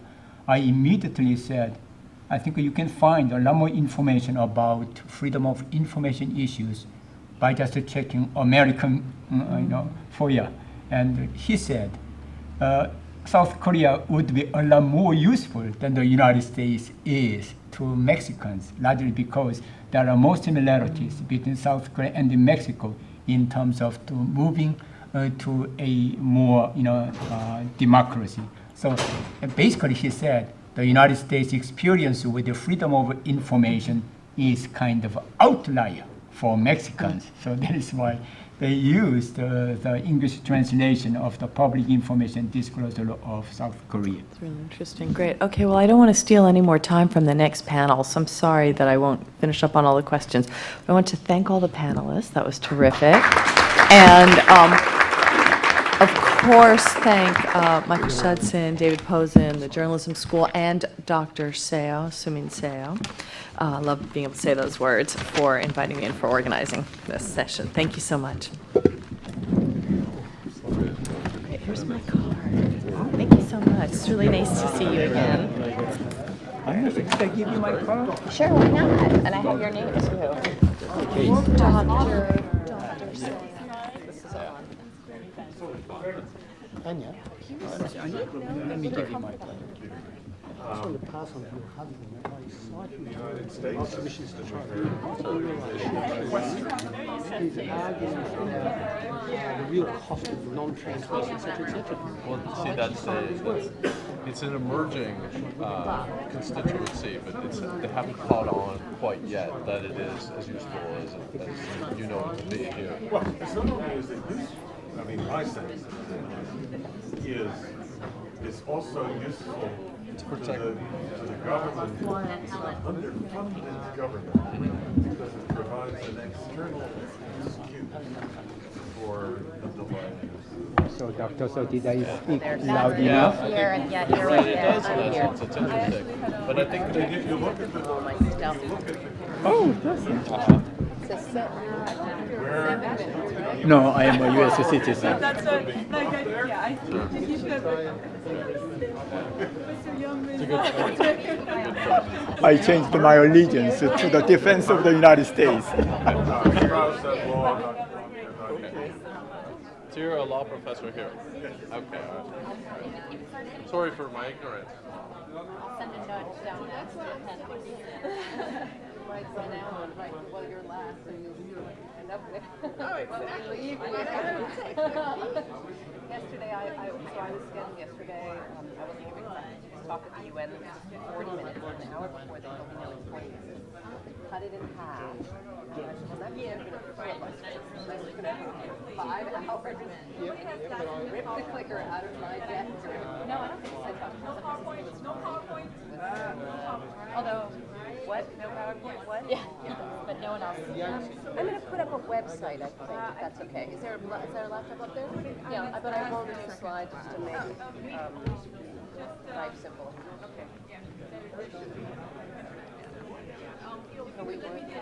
Can I give you the address and then if you could do it? That would be awesome. It's very simple, but I'll write it down anyway.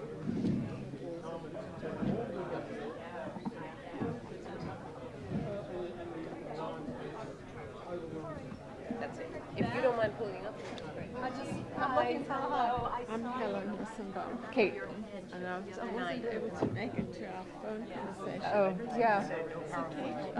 No, it's fine. She just wanted to make sure there weren't any others. And they said they don't have. I'm at Pace University. Oh, good. She was just asking about. Oh, yes, but I'm a graduate of this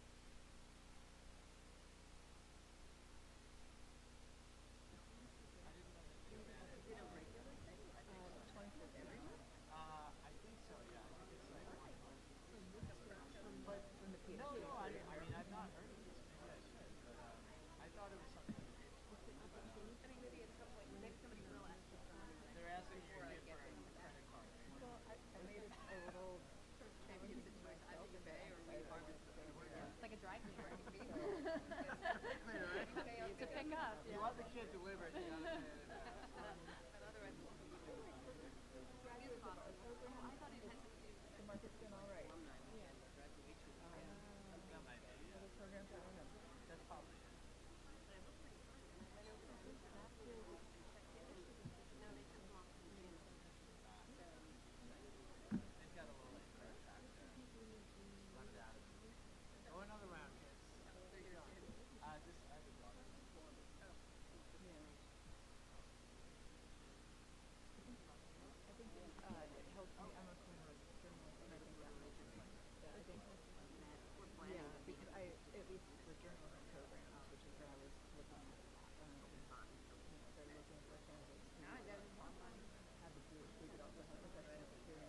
Now he's having fun.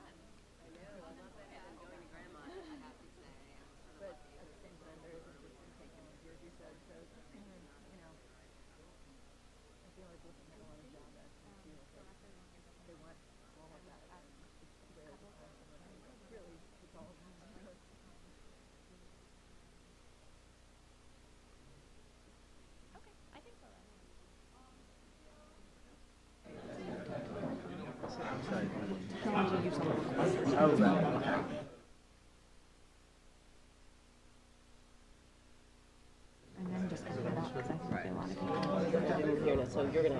The next panel is about to begin, so if you could please take your seats.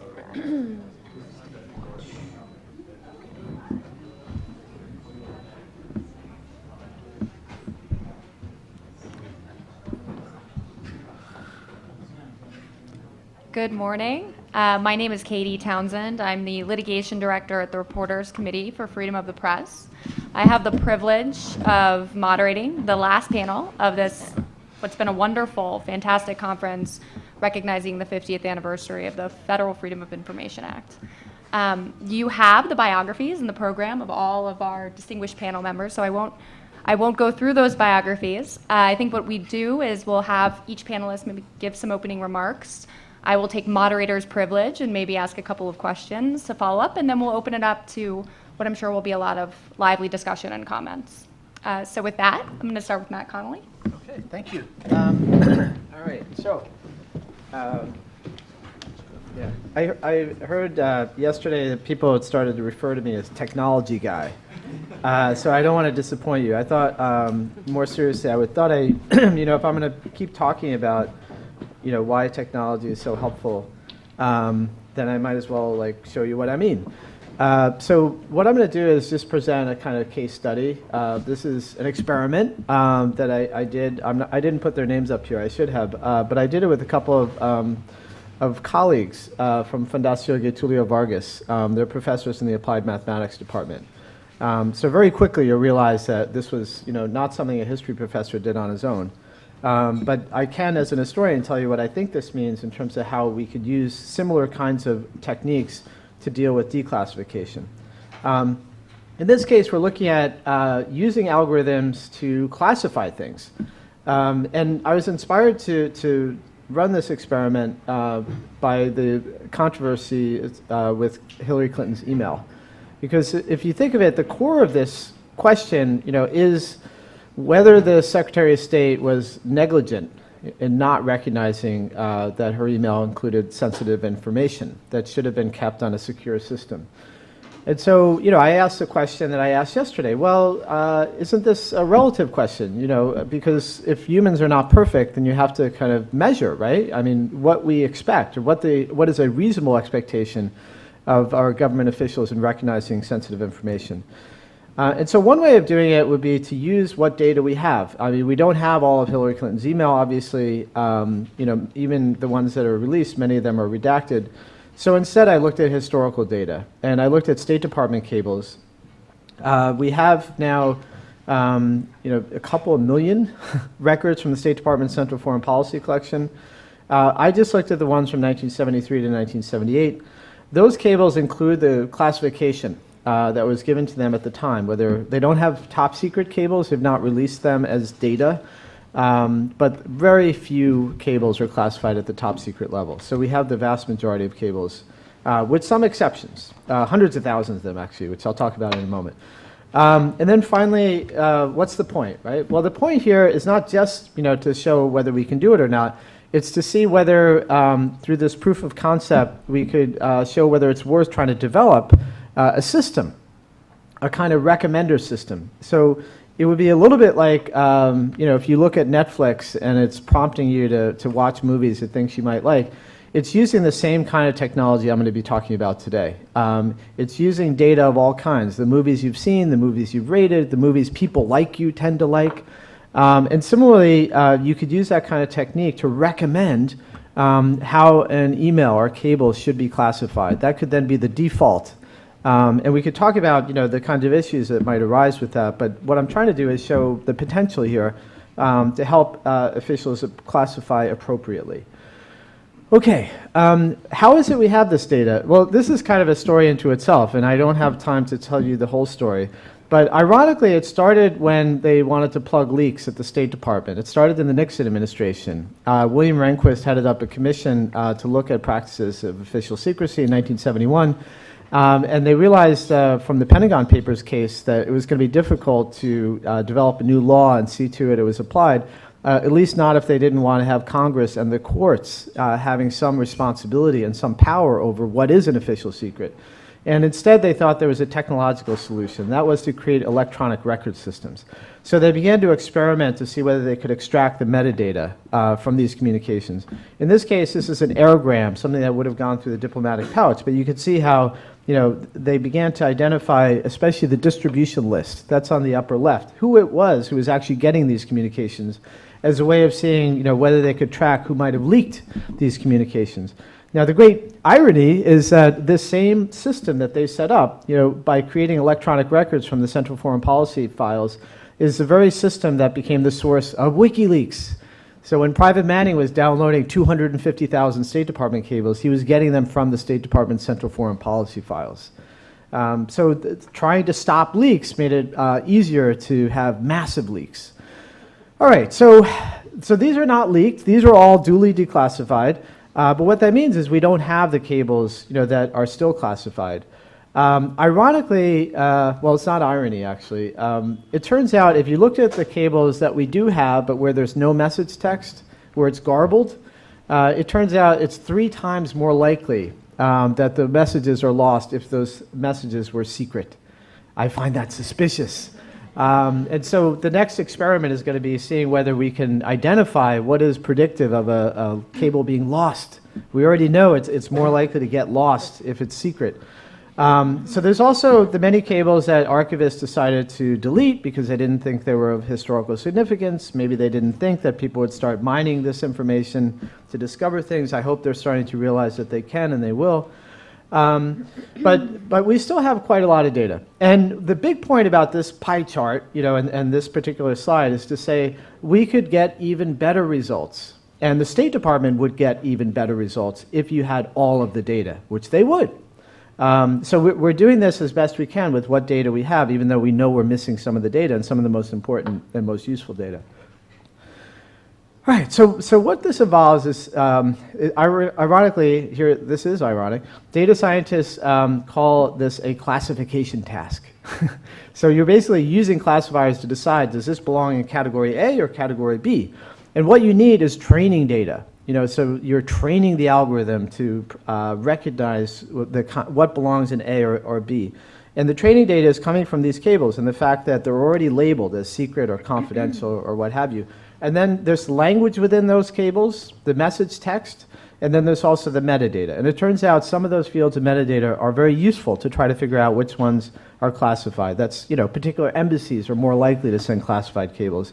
The subject, if it's about nuclear weapons, it's more likely to be classified, and so on. And the State Department wanted to do its own traffic analysis at the time, so they created their own metadata field, traffic analysis by geography and subject, also very useful. But by the way, all those kinds of metadata that I talked about, they have their equivalent in email. You have subject lines, you have from and to, and so on. So you could capture that same kind of metadata to try to classify email. Okay, so one of the big questions here is how do you identify classified information? Because there are different levels, right? So what we decided to do is just to put what we call classified in category A and unclassified in category B. You could define it more or less expansively. One of the real difficulties, though, is how do you define limited official use? It's not classified, it's not unclassified. And what we found is that if you include those limited official use cables, no matter how you define it, whether as part of that classified category or the other one, it makes it much harder, actually, because that's the CYA category, the cover your ass category, and it makes the whole task of trying to identify what's really classified more difficult. So that's, in a way, kind of confirming what we already knew, but now we can do it in a statistical way, and you can actually show the difference. So here's the difference. If this is a lot of numbers, right? But the one I would point out to you is the difference between the top row where it says unclassified versus limited official use versus confidential versus secret. So in that case, we're defining limited official use as belonging to that category of classified information. And the results you get are pretty good, right? So look at accuracy. 87% of the time, we appropriately identify which was classified and which one wasn't. The results you get, and by the way, that's better than Netflix gets. So we're doing better than Netflix. On the other hand, if you decided to take out limited official use and just ignore all of that data, you can do better. You can do almost 93%. So that's the bottom line, that second column, 0.929. All right, so how is it we're getting these numbers? So the way to think about it, let me see if I have this. What I wanted to show you first is, do I have it? Okay, look at this. That middle circle, are the ones that we thought were classified. And because we did relatively well, you see lots more pieces of paper in the red side of it, things that we thought were classified. There's only a few on the right side of the circle, the things we were wrong about. We also did well, as you can see, in identifying the things that were unclassified. So there's lots more in that right-hand square than there is in the left-hand or rectangle. So we did relatively well by identifying the things that are unclassified. And that's what you need, to get relatively good precision and recall. And it's the combination of precision and recall that allows you to measure accuracy. So I'm going to share this slideshow with anybody who wants to see it, and you can kind of dig into the numbers. And then we also have a huge statistical appendix for those who really want to dig deep. But here for me is the proof in the pudding. When you start to get these prioritized list of documents, of the ones that are the algorithm predicts are most likely to be confidential or secret, and the ones that are least likely, you identify the ones where you were wrong. And what we did is we did the Pepsi challenge. We took those cables and we gave them to Bob Jervis and Richard Inman. And Bob Jervis is the chair of the Historical Review Panel for the CIA, and Richard Inman does the same job at the Historical Advisory Committee for the State Department. And we redacted the classification level. And we asked them, tell us, which ones you think belong in the classified category, which ones belong in the unclassified category? And I was extremely pleased at the end of the day when they said, we agree with the algorithm. They were more likely to find that it was the algorithm that was appropriately classifying those cables. So that's the proof in the pudding. And so what were they looking at? On the upper left, which none of you can see, but trust me, it's a reservation that is classified at the secret level. Now, it's possible, this was a confidential informant or this was somebody who was a sensitive subject, but there are a lot of those, So at least some of them, I think, were probably overclassified. And then in the lower right, this is something that has to do with the kidnapping of the president of Cyprus, in the middle of the Civil War. And it's information that was coming from a confidential informant given to the American embassy. It's unclassified. Now, almost anybody, I think, would see that there's sensitivity in that communication. Now, here's the money shot. For me, if you think about it, how is it we're evaluating Hillary Clinton's accuracy, in appropriately classifying information? Well, we're doing it because we find that there were about 30,000 email, not counting all the embedded email and so on. And these numbers I should have updated because there's another release after I did this slide. But we find that there's about 4.9% of those email that subsequently other officials decided should have been classified. So in other words, we have the number for the true negatives, right? All of the email that Hillary Clinton thought shouldn't have been classified and they agreed did not need to be classified. We also have the number for the false negatives. you know, the 22 or so that she sent, you know, that people thought should have been classified. But what we don't know is how many of the communications that she sent at the time were appropriately classified and protected on secure systems. And how many of those communications did not need to be protected and classified. So unless you have the circle, unless you know the number of true positives and false positives, we have no idea, you know, what her accuracy was, how accurately she was recognizing sensitive information. That is the big hole in the middle of the Hillary Clinton email scandal. And so that's, for me, the big story that until now everybody's missed. But if it comes to it, and if people do want to prove the charge that she was grossly negligent, I think that is the circle that somebody is going to have to fill in. Okay, there it is. Thanks, Matt.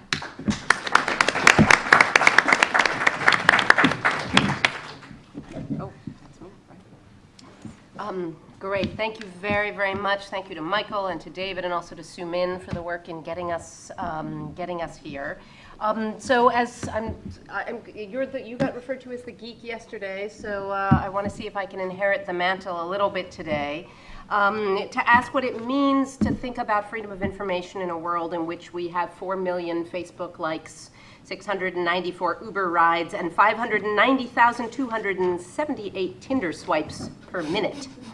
What it means is not just that the hallmark of the age in which we live is obviously one of big data, where we are awash in information, but I think equally important to the technological change and the tools that are allowing us to do the kind of work that Matt just showcased for us is obviously the policy change that comes with it, that a number of people have already talked about, namely the shift towards the creation of policies around open data, the proactive disclosure of raw, machine-readable, downloadable, free information from government websites and from other sources, which I'll talk about.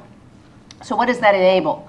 Right, that enables, thanks to an open feed of 911 calls now across 1,400 communities in America, the creation of an app called PulsePoint, which if you aren't signed up for it, you should be, which allows you to register that you are CPR trained, and then when someone next to you, God forbid, has a heart attack or proximate to you has a heart attack, the geolocation features of your phone plus that open data feed of emergency calls allows you to rush to their side, perform bystander CPR.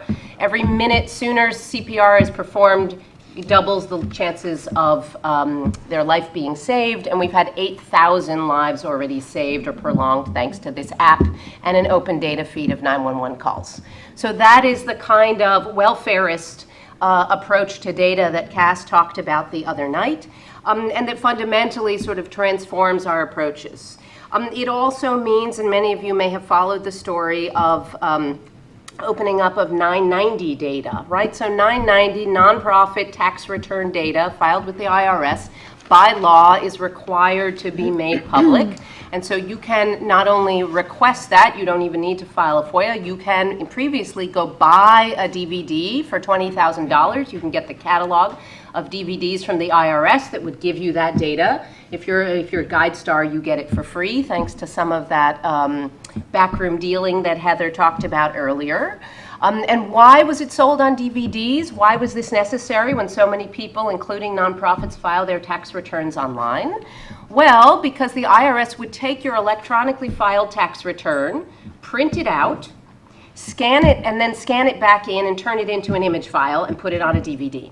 So Carl Malamud goes and files a FOIA request and says, I want these following 8 or 12, I've forgotten how many. I was foolishly filed an affidavit in a lawsuit against the IRS, not a practice I recommend at tax time.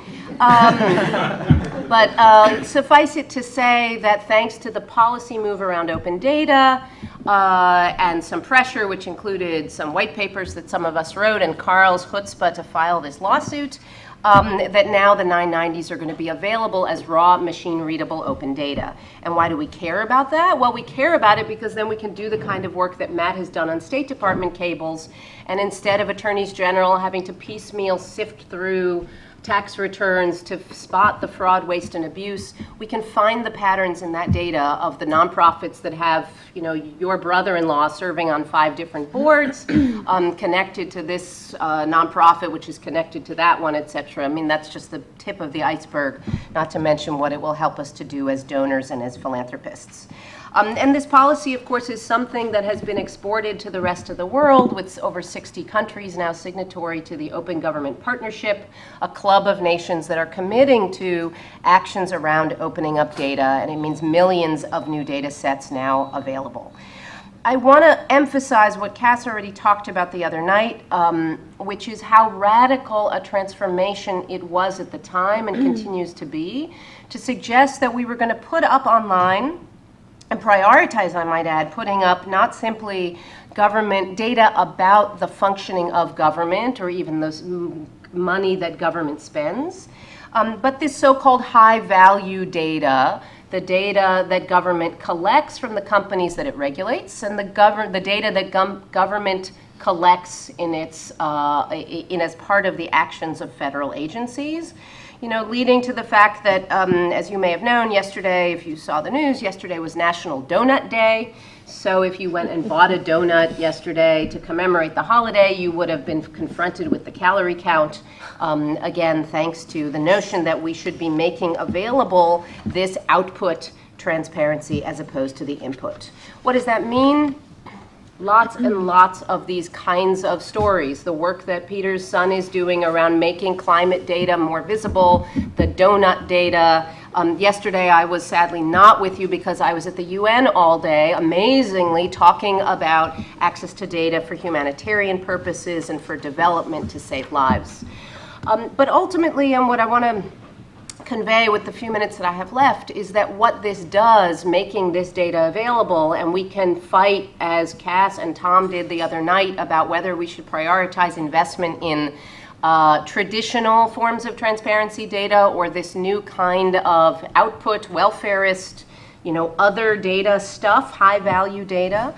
But the important thing is that what it does is it provides the raw material for conversation and for collaboration around solving problems. It has become a very important tool in the strengthening and furtherance of participatory democracy, and as a way of creating opportunities for engagement.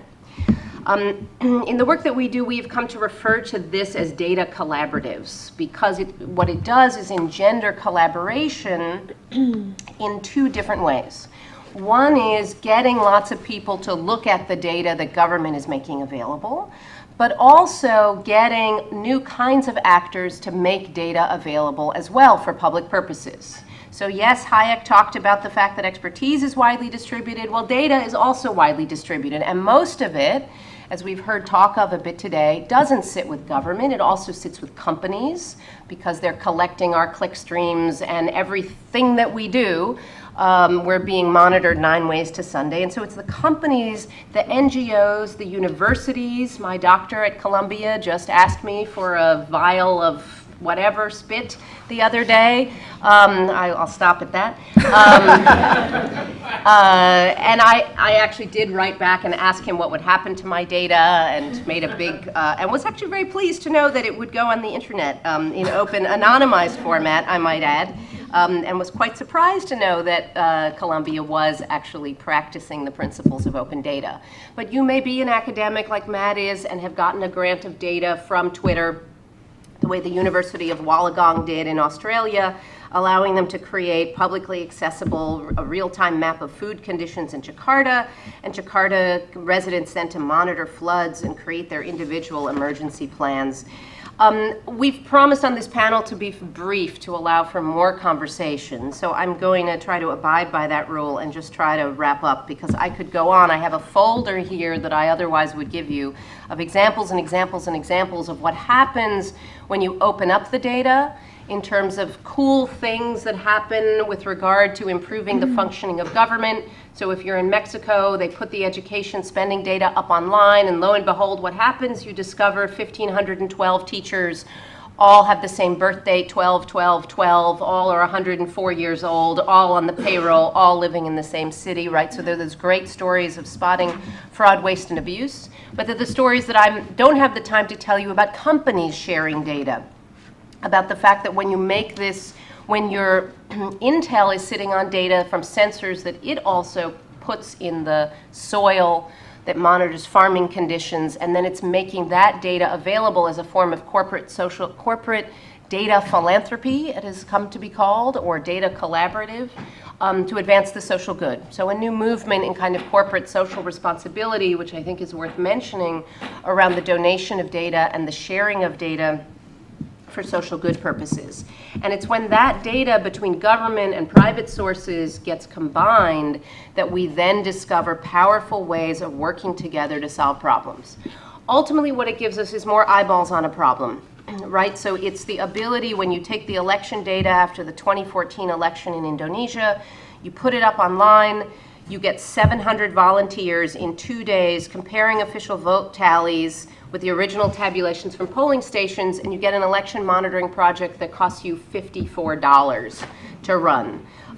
You combine that with a prize-back challenge, a little incentive for people to engage, as the UN is doing around its data for climate action, and suddenly you get more eyeballs scrutinizing the data, developing solutions, developing apps. And this is going to be incredibly important. Why? Because we have a talent gap. We have all this data, but we don't have the people inside of government who have the ability to use the data effectively to enable government to become consumers of its own. We need government to FOIA its own data, to use its own data to solve problems, and that is the thing we ultimately do not know how to do. Okay, so I have, blown through the time. I had a long list of conclusions, which I'm going to save, if you'll allow me, in the Q&A. Somebody, regardless of what you ask me, I'm going to just finish my talk. So somebody ask me something, and then I will tell you the conclusion of all this, but let me stop. Thanks, Pat. Helen? Okay, well, thank you very much for including me in this discussion. I'm going to talk about a project actually not relating to FOIA directly, but rather a collaborative project with two computer scientists, Anupam Datta and Divya Sharma, and Amanda Conley, who at the time was a law student at the NYU Law School, and myself, who originally was a philosopher. And the project... What are you now? I don't know. I don't know either. The project was about court records. And there, as you can imagine, similar to other government records, they sit at this confluence of two currents. One is a commitment to open justice, which means historically access to ongoing trials and also access to judicial records. The open justice idea is something, as I say, that's different from FOIA. It's a parallel idea, and obviously, well, I don't know if it's so obvious, but it predates FOIA by, you could say, going back to biblical times when the idea of open justice was initially discussed even in the Bible. And of course, in this country, open justice was right there at the beginnings of the judiciary and the justice system. So that's the one current, and the other current is that I'm going to talk about is privacy, because after all, what goes on in courts, and particularly in civil courts, involves civil courts, family courts, and so forth, includes a lot of personal information, and as you can imagine, a lot of this is quite unpretty.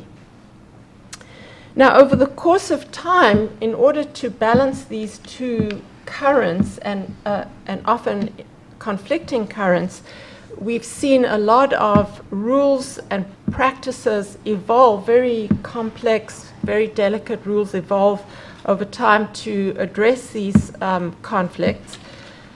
And what we see is a whole variety of considerations. Now, in in FOIA 2, privacy is one of the exemptions, and I don't know what the details are, and it would be interesting to learn more about the kinds of privacy exemptions that actually limit what a FOIA request can give rise to.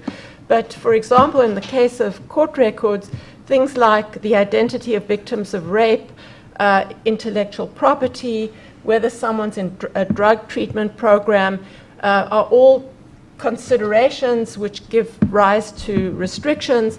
If a case involves a celebrity, then a judge might be more willing to shut down access to information, sensitive information that's not very intimate, but social security numbers are a case in point. And then there could be other actual principles where a judge might say, you know, what's the harm to someone's reputation? What's the risk of harm, for example, in the case of victims of rape or domestic violence and so forth? We're going to hold back some of the information. Now, there are a whole variety of mechanisms that the courts have used. There could be redaction of specific items. Records, for example, in juvenile cases could be sealed completely. There could be restricted access to particular people. So it could be that the records or some parts of the records are available to some parties but not to other parties. Now, none of that was specifically the work that we did. Rather, our work entered the scene at the question of what to do, because a lot of courts were grappling with this question, what to do about whether to post records online. And I think following Matt and Beth's comments, even more so, but our work kind of predated the emergence of the open data movement.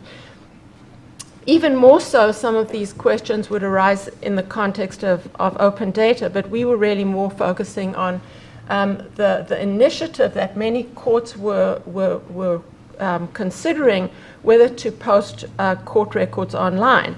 Now, of course, there were those people who said, well, these are public records, no difference, just take the records, post them online and make them accessible publicly. And this was the position that we were eager to scrutinize and in many instances push back on.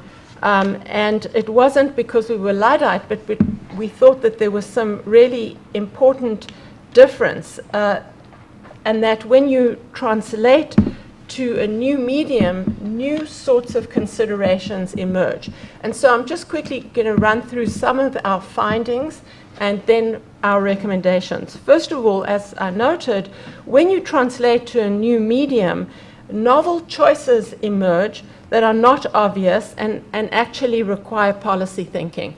So some of the folks who said, yes, let's just post everything online, they said, this is just a technical question. How you post it, how to make it efficient, what are going to be the constraints. This is a question for the technologists. This is not a question for policymakers. And yet what we were trying to say, not to answer the question, but to say that these are actually policy questions. And I'm going to just give you one or two very brief examples. So take the case of redaction. Redaction involves taking a big black marker and just, scratching out certain phrases. But what is redaction when you're talking about the digital content? Is it to delete the content completely and forever? Is it to encrypt it? Is it to allow for the possibility of reversibility, because that is possible? Or do you want to give access via a password? So there are a whole lot of considerations that are technical, but also are policy consideration. Second of all, and this relates to David's question a little bit for the first panel, what happens about access? So we actually did some experimentation, and we were focusing on the New Jersey courts, because at the time we were doing the study, the New Jersey courts were going through a really interesting set of deliberations about their policy. So we actually sent one of the research assistants out to the New Jersey courts to actually go and physically look at records to get a sense of what is the difference between accessing by going to the court and passing, giving their identification, signing, going to the clerk and saying, please give me a file folder and so forth. just to get a sense of the differences in flow of information. And this question then is addressed. Can you just go in anonymously and say, please give me the file? Do you have to sign up and show identification and so on? So now when you're going to bring it into the online environment, is it anonymous? Do you have to sign on? Do you leave a trace? And which of those things translates to public access? These are decisions. Second of all, placement online means public, as we've just heard, in a whole lot of new ways, in particular collection, the analytics, re-identification, and filling in blanks that we didn't have. In the physical space, you might have needed to know exactly which court the case was being held. You might needed to have known what the docket number is. But when you're looking online, if there's very good search capabilities, maybe you could just punch someone's name in and then find that they were subject to some criminal proceeding. Maybe you could ask other questions like types of adjudication and then pull in all those records. So there's a lot of ways in which there are huge differences when you post online. So as a result of this, we argued there's a radical disruption in this cost-benefit analysis of posting. There are higher degrees of risk in many cases. For example, with social security mining, there's the possibility of digital vigilantism, much huger reputational harm that can come from posting records online. And finally, something that we kind of stumbled onto is that the posting online, or even with open data, you provide enormous opportunity or enormous efficiencies for data brokers and maybe and clearly journalists as well, who no longer need to, and this was a practice with data brokers, they would send individuals who they hired to individual courthouses one at a time, and these people would sit at terminals and copy down the records. Now they don't need to do that. So what do we do about these differences? Do we say, suck it up, this is the way the world is, and so on?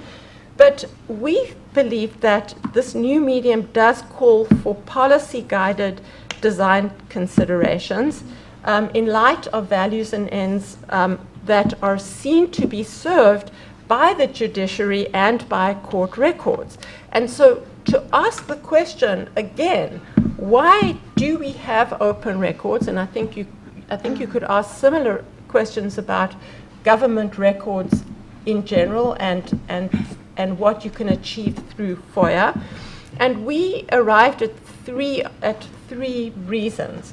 One is that records perform an important role in the internal functioning of courts, and this might be quite obvious. Second of all, records serve to educate and inform both lawyers in training to understand what sort of precedents there are, and also to inform the public about what's going on in the courts. And finally, not least, and this is what's been the discussion this morning, to provide public oversight of the judiciary and greater accountability of the judiciary.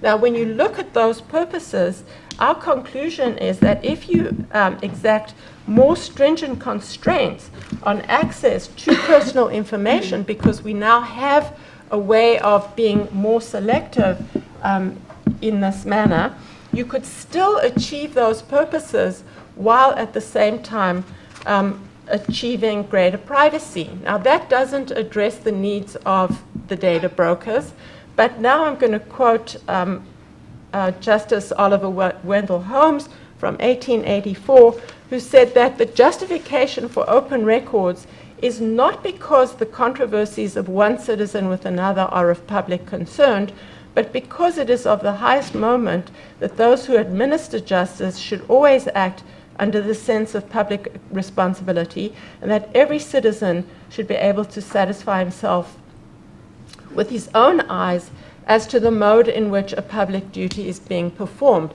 So the courts do not owe an obligation to make the life of data brokers easy, more easy, but they do continue to owe the public access to what's going on in the judicial system. Thank you.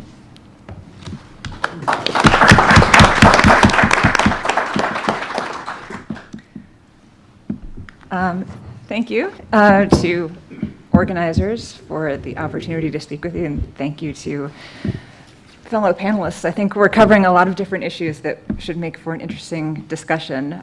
There's been some talk already about algorithms of different types, and I'm going to throw in maybe a different type than we've talked about much so far, and that is algorithms that the government uses in various ways to, in most cases, maybe all cases, attempt to make the business of government operate more efficiently. And so I'm looking specifically at the question of whether algorithms are available to people under FOIA. And by algorithms, I mean, I'm talking about tools of various types. I mean, part of the issue of trying to examine this is that people use different words. They don't always use the term algorithm. Sometimes they might ask for computer software or source code, but basically these take the form of formulas used to make decisions. So we've heard a lot about inputs and outputs. I'm kind of looking at things that turn inputs into outputs, you might think of it. And I was originally interested in this topic because of a report that a Tau Center fellow here at the J School did a couple years ago on algorithmic accountability. His name is Nick Diakopoulos. He's now a professor at the University of Maryland. And in his report, and he has written a lot about this since as well, he brings up the issue that algorithms are increasingly used in government decision-making, also decision-making in the private sector. But while that may be good for efficiency, it's not necessarily good for transparency, because algorithms by their nature are these black boxes that you can't see inside. And algorithms contain biases, and if these are black boxes that we can't see inside, then these biases are not necessarily going to be obvious, and they may not be intentional at all, but there may be these issues that need to be addressed. So Nick, in his report, wrote that in theory, he mentioned FOIA very briefly. He said, in theory, FOIA applies to source code for algorithms, but exemption 4, the exemption covering trade secrets, may apply, which would prevent the release of algorithms. The idea being that a lot of software is contracted out to private companies. It's not actually done by the government itself. So when I saw that line in his report, I said, I've already been looking at FOIA in different ways. I wonder if if algorithms are really available under FOIA. FOIA itself does not use the term algorithm. Even an eFOIA, mostly covered formats of records. It didn't really address whether algorithms qualified as records. So I've tried to look at this in a few different ways. So one way is to look at what agencies themselves say in their guidelines about whether algorithms are available, if they say anything. Also, some court decisions relating to what counts as a record. And then also trying to look at some FOIA requests for algorithms. What have been the outcomes of those requests? Have they been granted? Have they been denied? And if they have been denied, what were the reasons cited for the denials? So when it comes to how agencies look at algorithms, there were kind of two categories. One was, the question of whether algorithms qualify as an agency record. Agency record is the term used in FOIA. So are they records? Are they agency records? And do one or more of FOIA's 9 exemptions apply that would prevent the release of algorithms?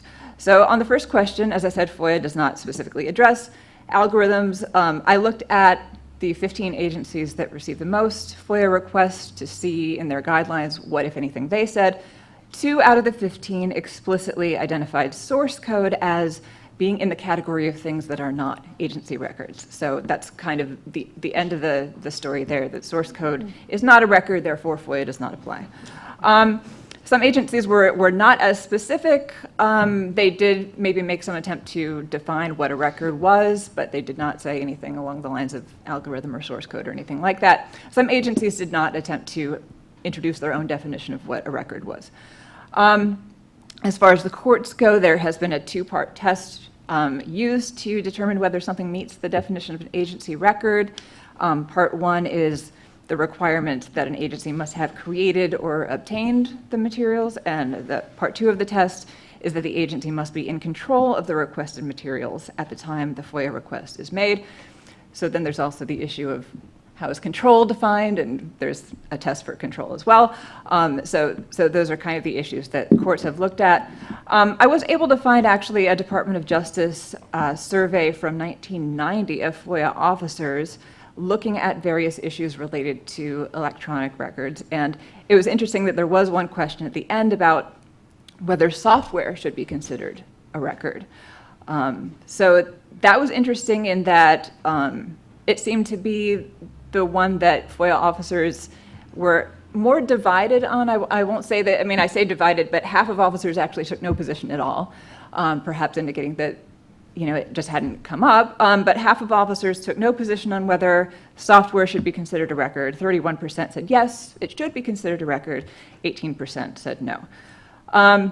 So what about the exemptions that might apply? In agency guidelines, I did find a mention in the Department of Defense of Exemption 2, but as we've already kind of discussed, Exemption 2 since the Milner case in 2011 has not been used nearly as much, so that may be just kind of a remnant of something that is not actually used very much in a practical sense anymore. And then also Exemption 4 did come up, so that was the one that Nick Diakopoulos expected might come up, the trade secrets issue that would prevent the release of algorithms. So in terms of what the actual outcomes have been when people have made FOIA requests for algorithms, my data on this is somewhat limited, and that's related again to the idea of how do you actually identify what these requests are for? Are people using the word algorithm? Are they using some other terms? And I talked to Fred a bit yesterday about some other issues in my own attempts to identify these requests, so that might be something that I'll have to put some more work into. I did find some examples of requests that were granted. So there's not an automatic denial of requests for algorithms. And I wanted to mention one that was just of interest to me because the person who made this request actually blogged about it, and it got passed around a little bit on tech blogs. So Rich Jones, who is a frequent FOIA filer, you might call him a bit of a FOIA activist. He's also a software developer. He filed a FOIA request for OSHA's heat safety tool. And he did this because as a developer, he saw this tool, he downloaded the tool, and thought it was a little bit simplistic and a little bit buggy. And so he was curious, first of all, about how much money did the government spend developing this tool that I don't have a very high opinion of? And then he also wanted to see inside of it, so he wanted to actually get the code for it to tinker around with it.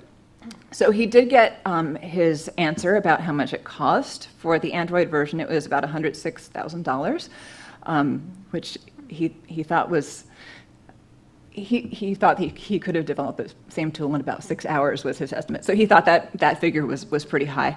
The iPhone version of the tool would be another $50,000. And just to give you an idea for how this tool works, you can still download it. It's basically supposed to give guidance to outdoor workers about whether they need to be considering risks for themselves. So you input your temperature of wherever you are, or it can recognize your location as well, so it can fill in for you the temperature and the humidity. And then the output of it is a list of things that you might want to consider. So if it's very hot out, then it might tell you to make sure you stay hydrated. I mean, that is kind of what the tool does. So you can see why he thought maybe that figure was a little bit high. So anyway, so it did take him a while to get a response for his request for source code. And so when he blogged about it, he was actually kind of venting about the fact that he didn't think he was going to get it because, they gave this firm that developed it an opportunity to object and blah, blah, blah. But actually, the code is available. You can see it on OSHA's website.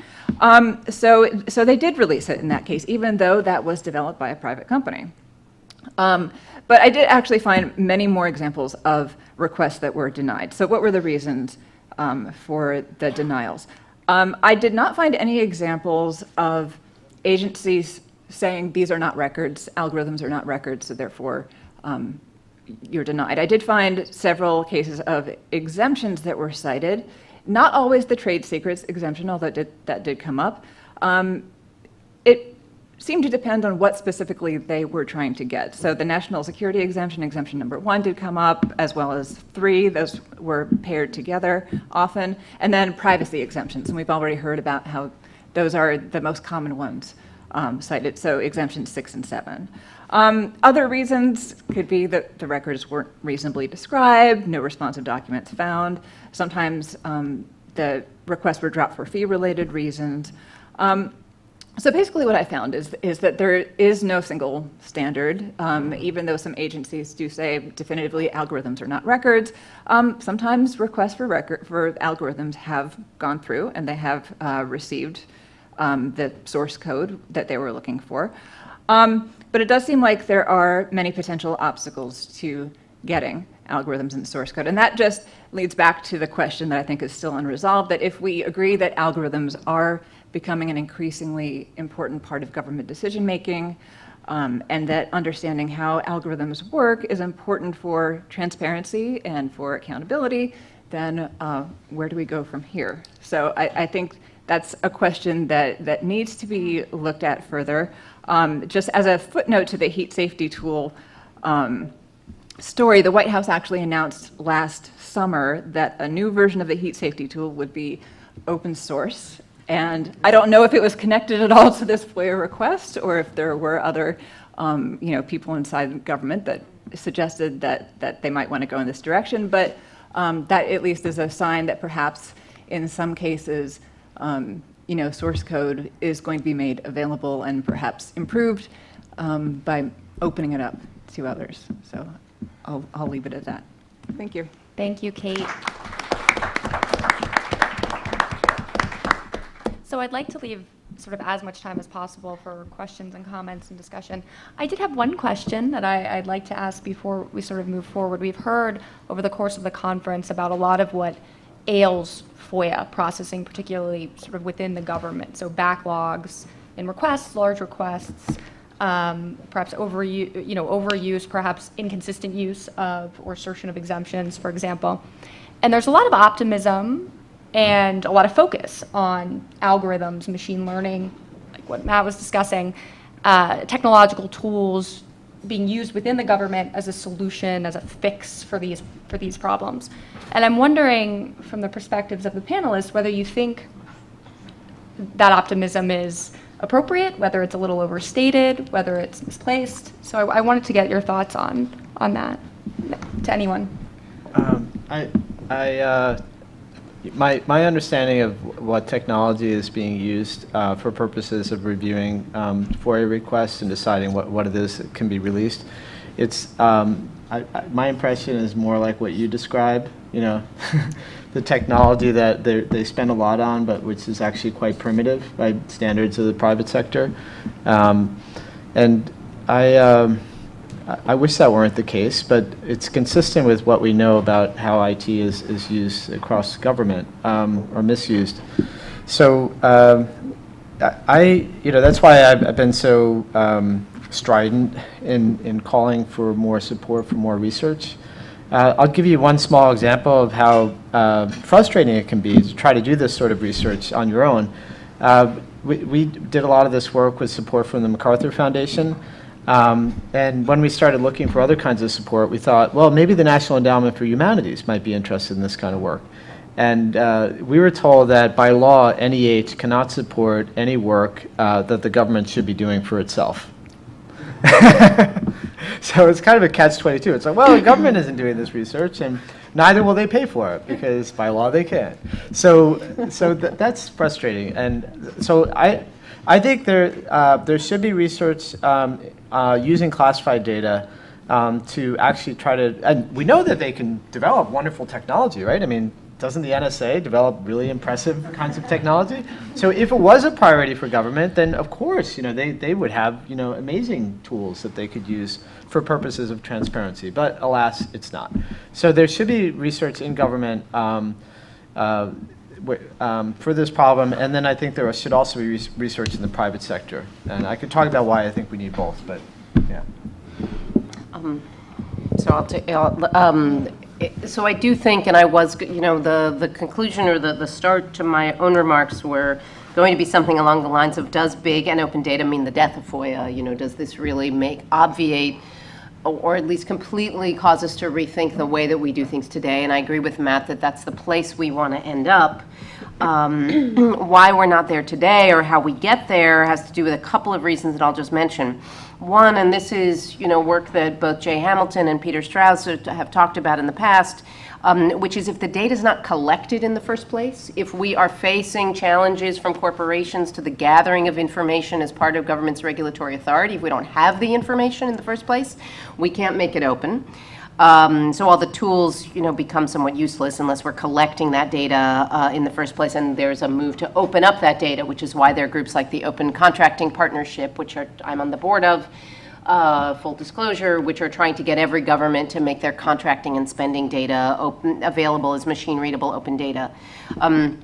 Again, we have to have the capacity to use our own data for these kinds of purposes in a much more systematic way that we do, and particularly when data includes the complexity, to touch on some of the points that Helen raised, personally identifiable information or information where you can't just throw it up online. It's not just about which cloud do I put it in, but we have to develop models, which is why the Ministry of Justice in the UK has developed a very interesting data lab that with 3 people who sit on the other side of the firewall and take requests for querying the data as a compromise that allows for the querying of administrative data without releasing personally identifiable information. So it's a very it only took them 4 months to stand it up after a lot of debate.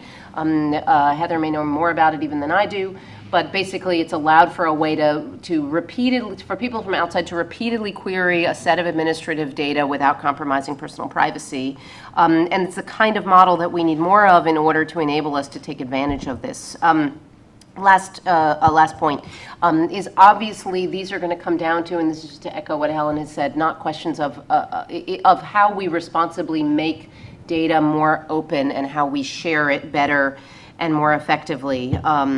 So I think that's a lot of there's a lot of work that's already going on right now to say, great, we recognize the benefits of making data available, we recognize what we can do, but we do not yet know the answers to those policy questions about how we can, philosophical questions, ethical questions about how we can actually responsibly share data.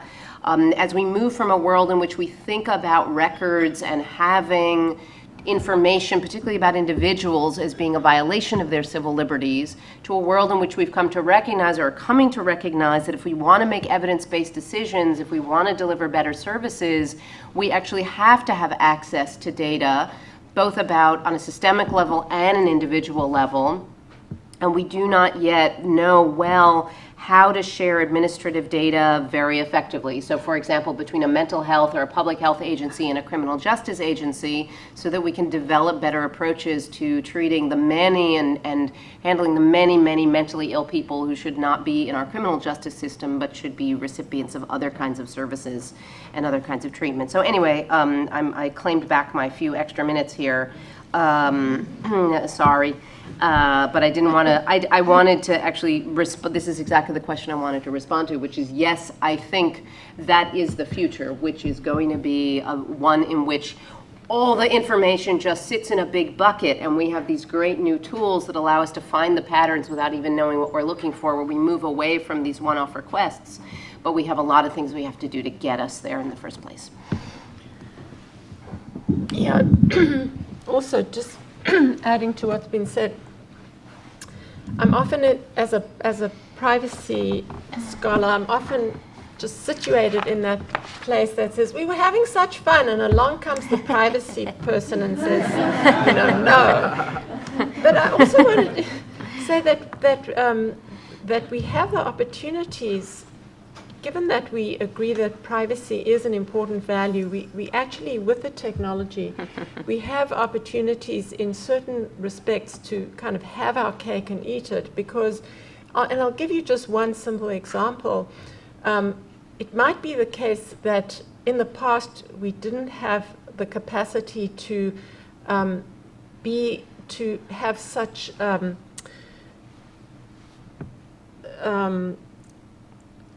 tailored way to take a document, take an image of a document and now take an electronic, a native electronic or digital version of a document.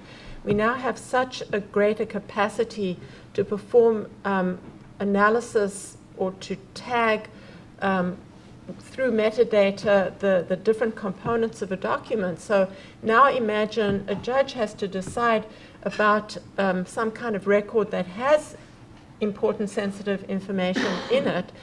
Maybe in the past the judge would decide to seal the record completely and put it outside of scrutiny.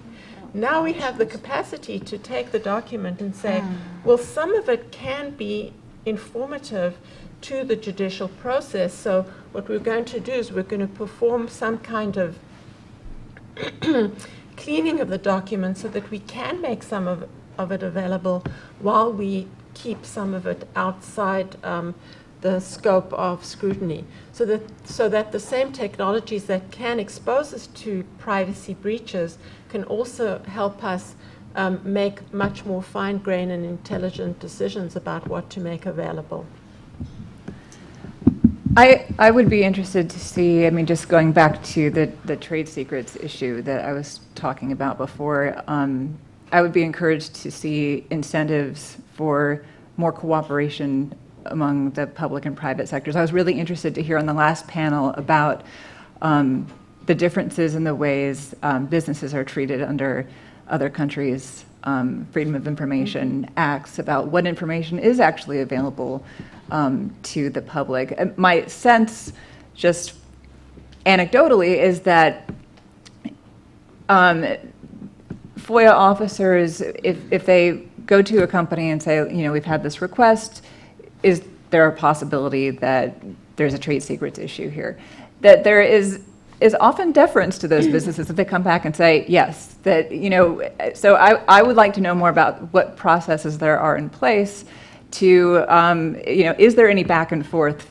Are FOIA officers equipped with that information to really challenge businesses to say, actually, we don't think that this is a trade secrets issue, or, do we have to just trust it when businesses say, like, no, this would harm us.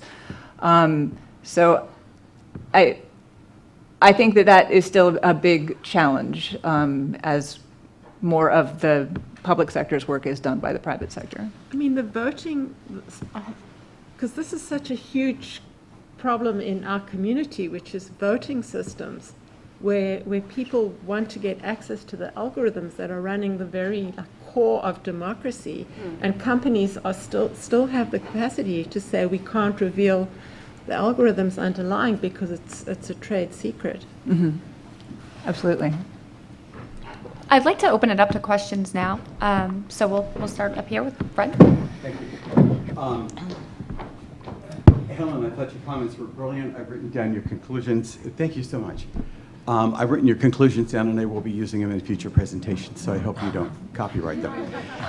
To Matt and Catherine, I'm sorry that we didn't have more chance to talk about this concept of algorithm, because I think from the federal implementation perspective, we're not asking the right questions about technology. It isn't what the technology is capable of doing, it's how it can be implemented. And I'm curious to see whether or not you took into your research the suit that was filed against the Internal Revenue Service, and I was just now trying to find it. It's buried in the mist of time, so it's at least a decade old.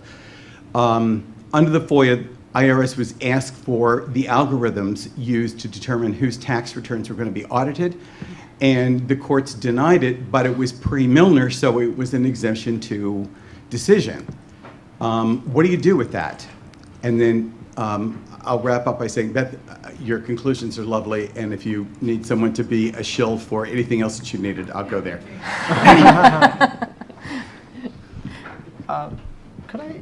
I thought you were going to ask, like, well, in our FOIA offices, we don't have data scientists, so what are we supposed to do? That's not the question you asked, but I would love to answer that question. Could I do that? So we, as soon as we started talking about this kind of research, that's the kind of question we got. And so we developed a very easy to use, intuitive interface. It's like bring your own data. You know, it's basically the same kind of technology, but in the form of software that can be installed by any systems administrator.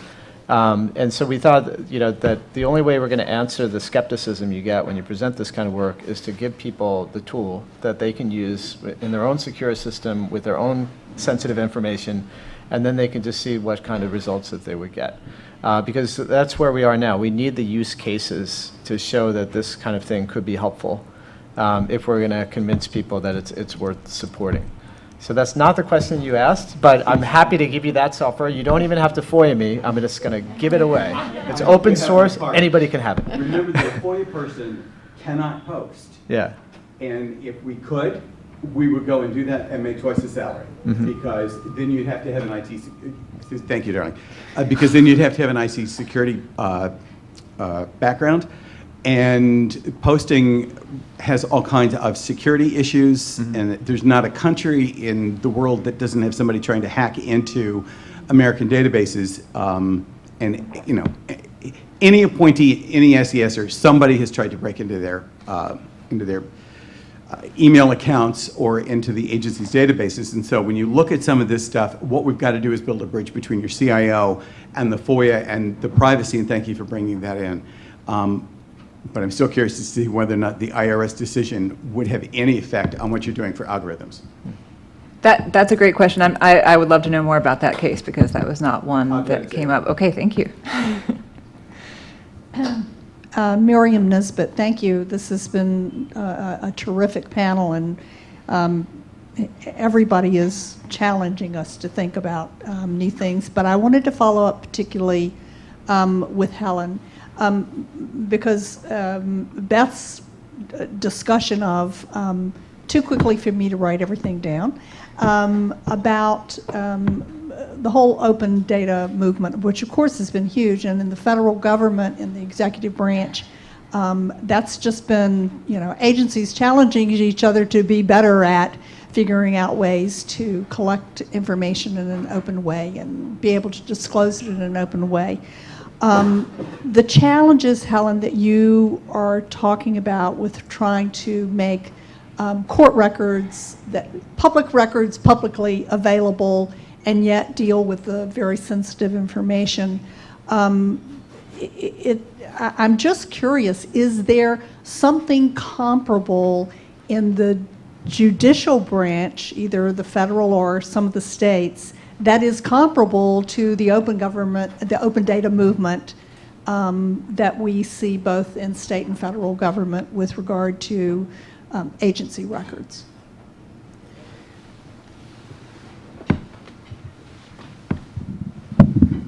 So I think when you talk about open data movement, and maybe I should actually ask Beth this question, because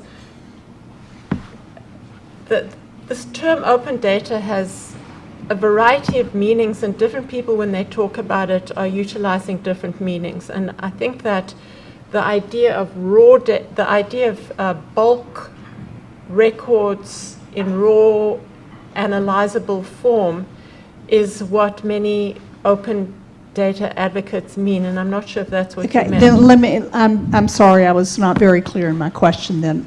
I was trying to analogize in terms of the collection, the taking in of the records that underpin many of the court records. And let's just take domestic dispute cases, for example. I would imagine, and custody cases, I would imagine come in a variety of formats. You have people putting in tax returns and, I mean, all kinds of information to support, you know, this party versus that party. And I was just wondering if there is some concerted effort or a movement to try and develop a way of taking in these records so that they can be disclosed more easily because of course the value of having them available publicly is great, as you articulated really beautifully. So it's really, I meant it more as an analogous, Right. Taking in the information in a way that would make it easier to make it available while still protecting the interests that need to be protected. Right, and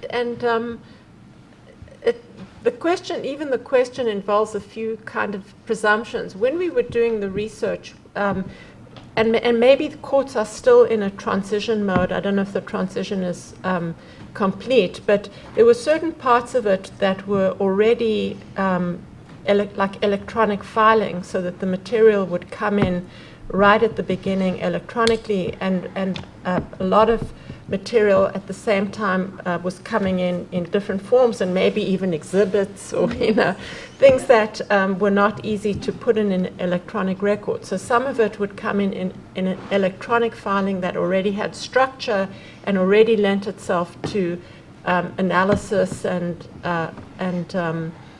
analysis. But then you had other material that needed to be scanned and photocopied and so on. It would come in as an image, and then it's much less accessible to analysis. Now, gradually, a lot more and more is moving into digital electronic filing format, and therefore exposed to, and even like as IRS goes more and more online, more and more of these records become electronic and are subject to the filing. So that's really rich material for us to examine and try and address. And you're right to raise issues. Well, custody is different because it's often maybe applies to juvenile records, and those are very well protected. But in divorce, you can imagine the kind of stuff that comes out in divorce proceedings. The presumption is openness, and the lawyers for the different parties will go in and say to the judge, please close this down, and so on. And in all of those cases, the judge has to perform some kind of cost-benefit analysis case by case, or there may be some kind of rule that the particular jurisdiction has adopted on specific kinds of information. So I think we're in that intermediate place, and we looked at lots of different states, and there's huge variety. We focused mainly at the state level because at the federal level, a lot of the personal information has already been drained out of it, because at the appeals, a lot of that stuff gets dropped out, and you're mainly looking at opinions and so forth rather than the actual discovery materials and so on. So I think I don't know, I haven't really answered your question, but it just, the considerations that I'm offering become more and more acute as more and more of the records come in electronic form. Now you may say, hooray, I'm a journalist, I want to get my hands on all of that stuff, or you could be concerned about exposing individuals to certain kinds of surveillance. If I can I'll just very quickly, 2 links or resources if you're interested, and someone may remember better than I that at William and Mary they've had for a long time a project called Courtroom 21, which may by now be called Courtroom 22. The last time I went to their events, it was, I think, the 20th century. But they've been looking at these questions for a long time about how to help courts transition. And then, of course, Carl's group, publicresource.org, does focus on the opinion side of things. So they've digitized and made available all the Ninth Circuit opinions, and are working hard to try to make the law more transparent.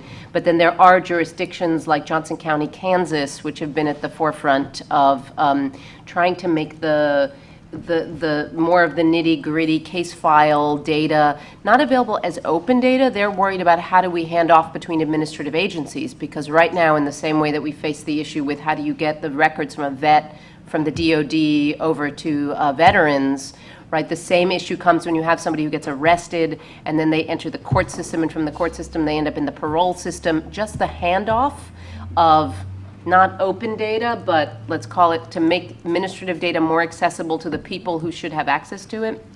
So you know where somebody is in the system, and you see the same things with educational institutions, passing the data of kids between different agencies that handle them. That is personally identifiable information, not open data. But so there's another movement of people who are looking at that kind of courtroom transparency from a, let's call it an administrative perspective, which is different than the open law, like publish the opinions kind of world of things. So it's kind of it's bifurcated or trifurcated into different communities that are focused on solving different problems on the judicial side. Just one observation that we caught on to when we were doing this research is just take something like expungement of a record. Think about where we land on something like expungement. Many state court systems have this opportunity for people in a certain category of criminal record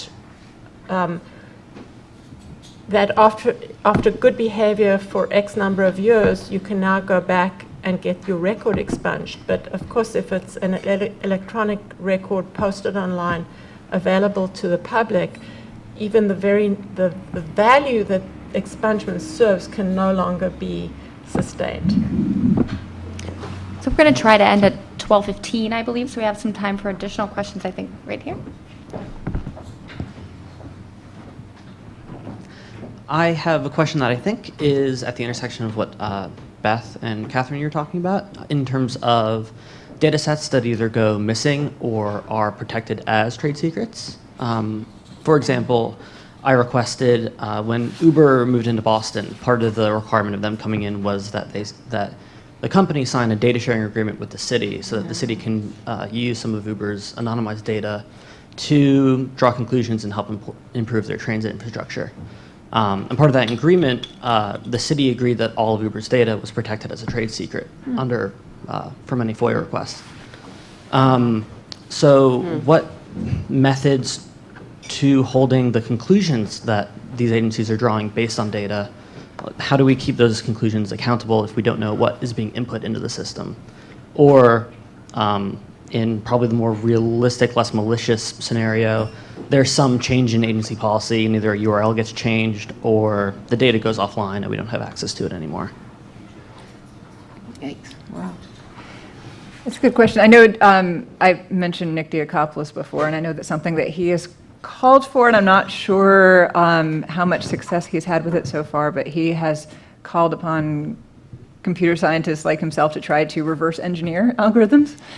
You're smiling, maybe you've already read about that idea to try to collect as much data as you can, and based on the data you collect, try to figure out how the algorithm works. I think it's a tricky thing to try, but that's just one thing that I thought of when you mentioned that. I don't know if you have any ideas. So I just have more fuel for the fodder for the flames, which is Internet of Things, the next big forefront of this kind of debate. Cities signing contracts with vendors to stick sensors all over the cities, which are great because then we can reduce, we can make the red lights turn red in the right order, and we can measure pollution, and we can measure this and that. So all of this movement toward the smart city is depending on putting a lot of infrastructure, sensor infrastructure in place, again, that allows us to improve management, but who gets that data? Right, and so I think New York has just put out a new policy, which, or there was a draft that I saw on its Internet of Things kind of policy guidance, but I think bringing awareness and attention to the fact that signing a contract with GE or whatever vendor to put down those sensors should not come at the cost of monopolizing that data. And we shouldn't be fighting that battle before it becomes a FOIA issue. We need to your point, like that contract should never have been signed with those terms in the first place. If for no other reason than you want the anonymized data available, even for the city's purpose in Boston, you want lots of transportation and urban planning researchers to have access to that data to develop better algorithms about how to make the traffic flow. We would just solve the problem better and faster. And so I think to the extent to which this is something you care about and others care about and want to do more of, we need to short-circuit this before we have to, FOIA is too late. Like, that's the thing. We have to this has to become, we have to stop this from happening before it happens. So that's just the plug there. So I don't have an answer except to say this yes.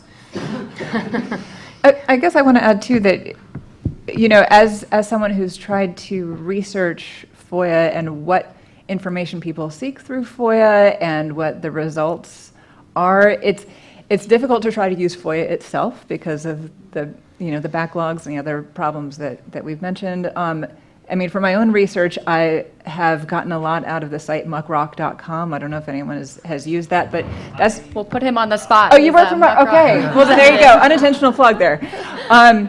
It's been useful for me just because you can track requests and, you can see kind of the results that people got back. You can do your own keyword searches to get ideas of what people are requesting and what the responses have been and sort of try to see possibilities that way. At least I'm very optimistic based on what I've seen. And FOIA Online also provides some of the same information, but of course we've heard about various reasons that FOIA Online has not been more widely adopted in the federal government. So limited usefulness there. I think there, and then there. Just go in that order, if that works. Just a quick question for Matt, and in fact, just a clarification really of the implications of what you're saying. So basically what you're saying is algorithms can be more efficient and more reliable now than humans in classification, correct? I can't say that because what we've uncovered is a lot of human error in what we think is human error and how people identify what's secret and what isn't. But you can't really make that claim unless you ran that experiment, to see, kind of to begin with, how much are humans agreeing with each other, about what they classify. Or with themselves in their previous positions. Yeah.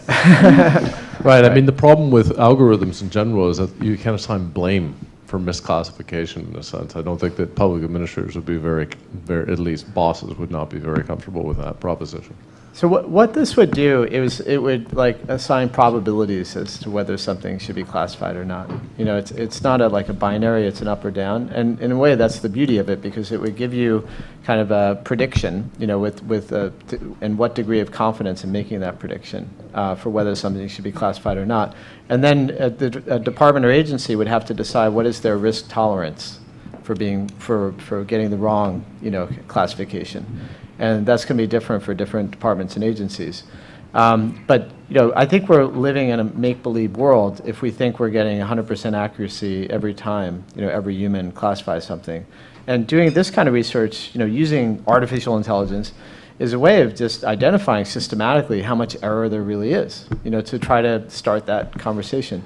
So I'll give you an example, like one other experience I had in talking with someone in government. So I've talked before about the Public Interest Declassification Board and how much they'd like to see more of this kind of research going on. And what I've heard is they're hoping and expecting that either DARPA or IARPA is going to start to support that kind of research because the PIDB has no real budget of its own to support that kind of work. And so I went out to IARPA and I got a meeting with a senior program officer there, Kathy Cattell, and I asked her, so is IARPA going to start supporting this kind of research? And what she said is that, no, we're not. Because now when it comes to declassification, they might, and they have done a little bit of work like this to help identify what should be classified or not. But she said that there would be insufficient return on investment if they put money into supporting declassification. And by that, she means that because the government spends so little on transparency, there's no return on investment to try to help government do that more efficiently. That's the fact. And the people at the PIDB hadn't even heard that. But I think we all need to hear that. And it's, to me, shocking. The government spends $15 billion a year, according to the Information Security Oversight Office, on protecting official secrets. They spend less than 1% on declassification. So I'm talking about like automatic, systematic. I'm not talking about FOIA. So yeah, I think it's worth spending a little bit of money, to find out if we could do declassification more efficiently using that kind of technology. Go ahead. I say when it, Q Yum from the University of Oregon. When it comes to freedom of information, sometimes one of the important questions is, what about the difference between judicial communication versus non-judicial communication? Helen, you might have some thoughts. But I say, when it comes to South Korea as a case in point, only 5% of the Supreme Court of Korea opinions are released, only 5%. And 0.05% of the lower court opinions are released, to the public. So the fundamental question is, why is this so amazingly limited access to court opinions? Maybe culturally, institutionally, South Korean judges feel informational minimalization should be the norm, because the executive branches and the legislative branches are supposed to be close to the public as compared with the judicial branches. So that's my own take, but I'd like to know what is your take on judicial communication as a broader concept of freedom of information? Well, I mean, that's a really interesting observation. And I'll at the time that we were doing our project, a colleague of ours, I don't know why his name is just escaped my brain, but he was doing a cross-national study, in particular looking at the US versus several countries in the EU. But we were looking at civil courts for various reasons. He was looking at criminal courts. And I mean, there are enormous differences. So for example, in some European countries, the trials are open, so anybody can walk into a trial, but the records are completely sealed. So in Spain, you cannot get access to criminal records, whereas let's say in Germany you can get them, but they're anonymized. So there's a huge variation on it, and we were trying to think what could be the rationale, and one could be like philosophical, the underlying idea of what are the criminal courts for, and what is punishment for? Is it for rehabilitation? Is it and in Spain, it turns out that the idea of punishment is for rehabilitation. If you have that philosophy, then you don't want to saddle someone with a negative reputation that doesn't allow them to then go out and lead a better life afterwards. So what you say about South Korea, I had no idea about that, but very interesting. Thank you. Yeah. And we're running up against our deadline, but I know you had your hand up, so we'll address that. Catherine, you said 2 federal agencies determined source code is not a record. I was just wondering if you knew offhand which 2 those were. Oh, I was afraid you would ask. I do have that in the longer paper that I'm working on, but I don't, I will look it up and I will get that to you. I don't have it at my fingertips right now. It's a follow-up. Great. Well, thank you to the panelists. This has been terrific, and thank you to Columbia University and to Michael and to David and everyone who was involved in organizing this. Give you a round of applause.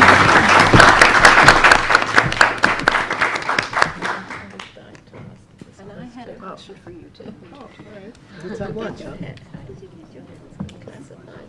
How did you get your hands on the classified data as part of your training? So at the risk of coming abruptly on the heels of a great panel, but to expedite your access to lunch, I'll speak very briefly, then turn over to Michael, and just by way of closing this out. It's been so much fun that I think we should come back at this time next year for FOIA at 51. Actually, FOIA only went into effect in 1967, so we could also just call it FOIA at 50 again and reuse the posters. So I'm going to yield to Michael in a moment for proper closing remarks, but before I do, I just want to express on behalf of both of us and the Law School and the Journalism School, again, our gratitude to Suman and Kelly Boyce and their team for all their work on this.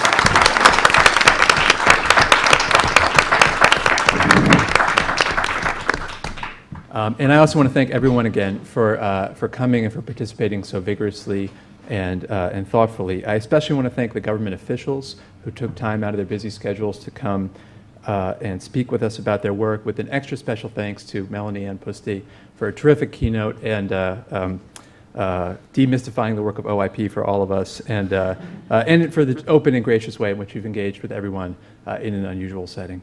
And finally, let me just say that while I was joking about FOIA at 51, we do very much hope that this is the beginning, not the end, of our rich conversations and reflections. And to that end, many of you may be hearing from us soon about a book project we hope to put together on FOIA's past, present, and future. Okay, with that, I'm turning it over to Michael to bring us home.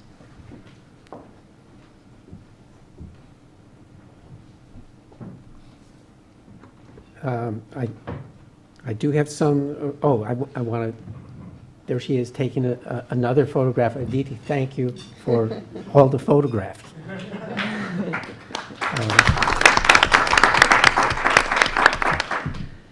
I looked at the program to hope desperately that these are not supposed to be concluding remarks, because I don't have conclusions. Fortunately, it says brief closing remarks. These will be my closing remarks without a conclusion, I think.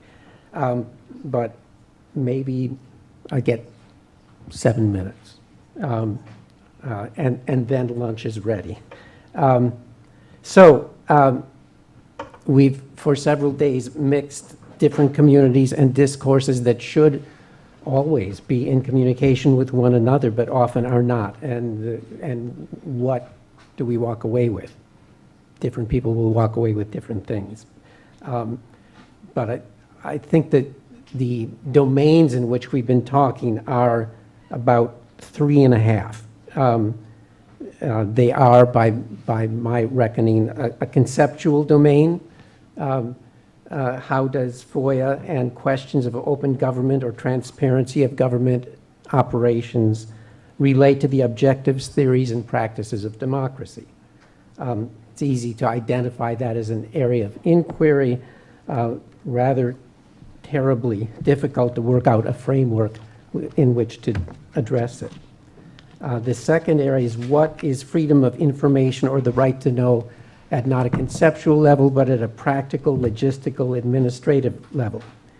Can you, for instance, reasonably ask for a waiver of Section 508 of ADA in order to post more useful information on a federal website? Does the relative inaccessibility of some information to the visually impaired mean that the information is better not made public at all, which is the effective consequence of current practice in too many instances? This is not a question I even realized was a question until Fred Sadler discussed it yesterday, and I suspect I'm not alone in that. And yet the point of FOIA is that it provides a valuable service for enhancing and enabling democratic self-government in the age of the administrative state. But how, in real life, day-to-day practical terms, can that be done? So that's the second area that has been on our agenda these last 2 days.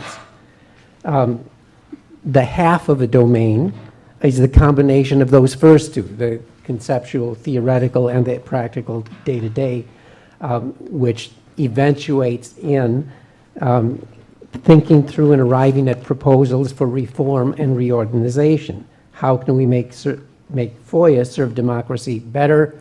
What policies can we propose? Can some version of FOIA be integrated into a more comprehensive understanding of the building blocks of information accessibility that a government, both legitimate and effective, should have? Where does FOIA fit into this larger ecology of transparency?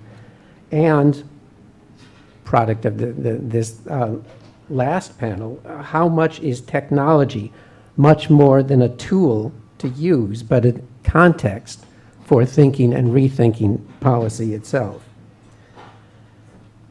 The third whole domain here is, what is the cultural or sociological significance of FOIA and attendant right-to-know legislative acts? I think FOIA is what Dave Posen alerted me to, a super statute, which has been defined as not a statute organized toward a short-term fix of a particular policy problem, but one that penetrates deeply into our norms or institutional practice, into public normative and institutional culture in a deep way. That's what a super statute is. In that respect, FOIA is clearly a super statute. In my book that people have kindly mentioned over and over again, which I appreciate, I'm going to mention here, there's a second super statute that I also talk about in the same context, which is the National Environmental Policy Act, which gave us the environmental impact statement, whose most vital feature is that it is public from birth. That's also a super statute, which I take to be demonstrated by a Playboy cartoon. I just came upon it in a research article. It shows Moses at the edge of the Red Sea with Pharaoh's army in fast pursuit, and he's discussing with God what happens now. Moses has just asked God to part the Red Sea, and God replies, "Okay, Moses, I'll part the waters if you write the environmental impact statements." Now, that's penetration of public culture. In form, it has been said the National Environmental Policy Act is a statute, in spirit, a constitution, and the same seems very much true of FOIA. In writing the chapter on FOIA in my book, I pored over old speeches of John Moss. Yes, there's quite a lot of what Benny Cass called yesterday discussion of silly secrecy. Just as one example, 1958, the Air Force tests a missile hoping to get the nose cone back through the atmosphere in good condition. The test failed. The nose cone disintegrated. No great matter. The Air Force said there'd been nothing living in the nose cone. The New York Times reported several days later that a mouse had in fact been placed in the nose cone and did not survive. But Moss, in response to that, or the Air Force admitted that was the case, mockingly defended the Air Force withholding of the information. He said they must have been waiting to release it until next of kin could be notified. Moss asked the Air Force if the mouse was classified under Executive Order 10501. If so, why was the information eventually in fact released? If not, why had the information originally been withheld? More important than the silly secrecy efforts of Moss, he used the language of the Cold War to advocate for FOIA. The rhetoric on which he built an argument for FOIA or for a Federal Public Records Act, as he called it, was Cold War rhetoric about tearing down not the Iron Curtain, but the paper curtain, as he repeatedly called it, the paper curtain surrounding Washington. He enjoyed calling attention to cases where the Soviet Union was more open in publicizing information as about the peaceful use of nuclear energy than the U.S. had been, and which had kept essentially the same information classified. But the larger questions here in this cultural sociological vein that I have been stimulated to think about in the last couple of days is what is a law? What is a policy? What is a bureaucracy? In the case of FOIA, the law came out of congressional frustrations with the growing executive. It was fueled by news media frustrations with the executive too. It created a layer of bureaucracy embedded in executive agencies. It created great opportunities for many individuals and corporations for many purposes, but notably opportunities for journalism. It did so in very complicating ways. Fred Schauer told us that it allocated rights according to the rule of who is first to the courthouse. Dave Posen called it a rare entitlement program with no eligibility criteria. Dave's worried that it may legitimate secrecy as the background condition of governing, although Fred Schauer suggested that at the same time it is offered a symbolic spillover effect in endorsing values of due process. Should we worry that journalists and historians produce such a small share of total FOIA requests? I don't know, actually. Jay Hamilton's data, I think, shows us that however small a percentage of total FOIA requests journalists provide, those requests still make an enormous public difference, Margaret Quokka may be right, and Dave Posen may be right, that the for-profit use of FOIA by private corporations who have made so many requests have squeezed out the time and imposed on the FOIA machinery and the FOIA officers in ways that make it harder for truly public interest requests to be served. All of this, it was, I think, Mark Fenster's terminology, has made FOIA the awesomest law and one of the most frustrating ones, an object of love and hate. How should we think of it? As a form of accountability, as Tom Blanton encouraged us to think of it, an essential weapon of accountability in a too often not sufficiently accountable state, or a welfarist view, as Cass Sunstein recommended, viewing government as a provider of services that influence individual lives in potentially life-saving and certainly life-enhancing ways, and that more than accountability, it's welfarism or welfarist criteria that we should judge it by. Or should we see it as part of an open government ideal that provides the substance for public conversations, as Beth Novick was suggesting this morning? The general rule, I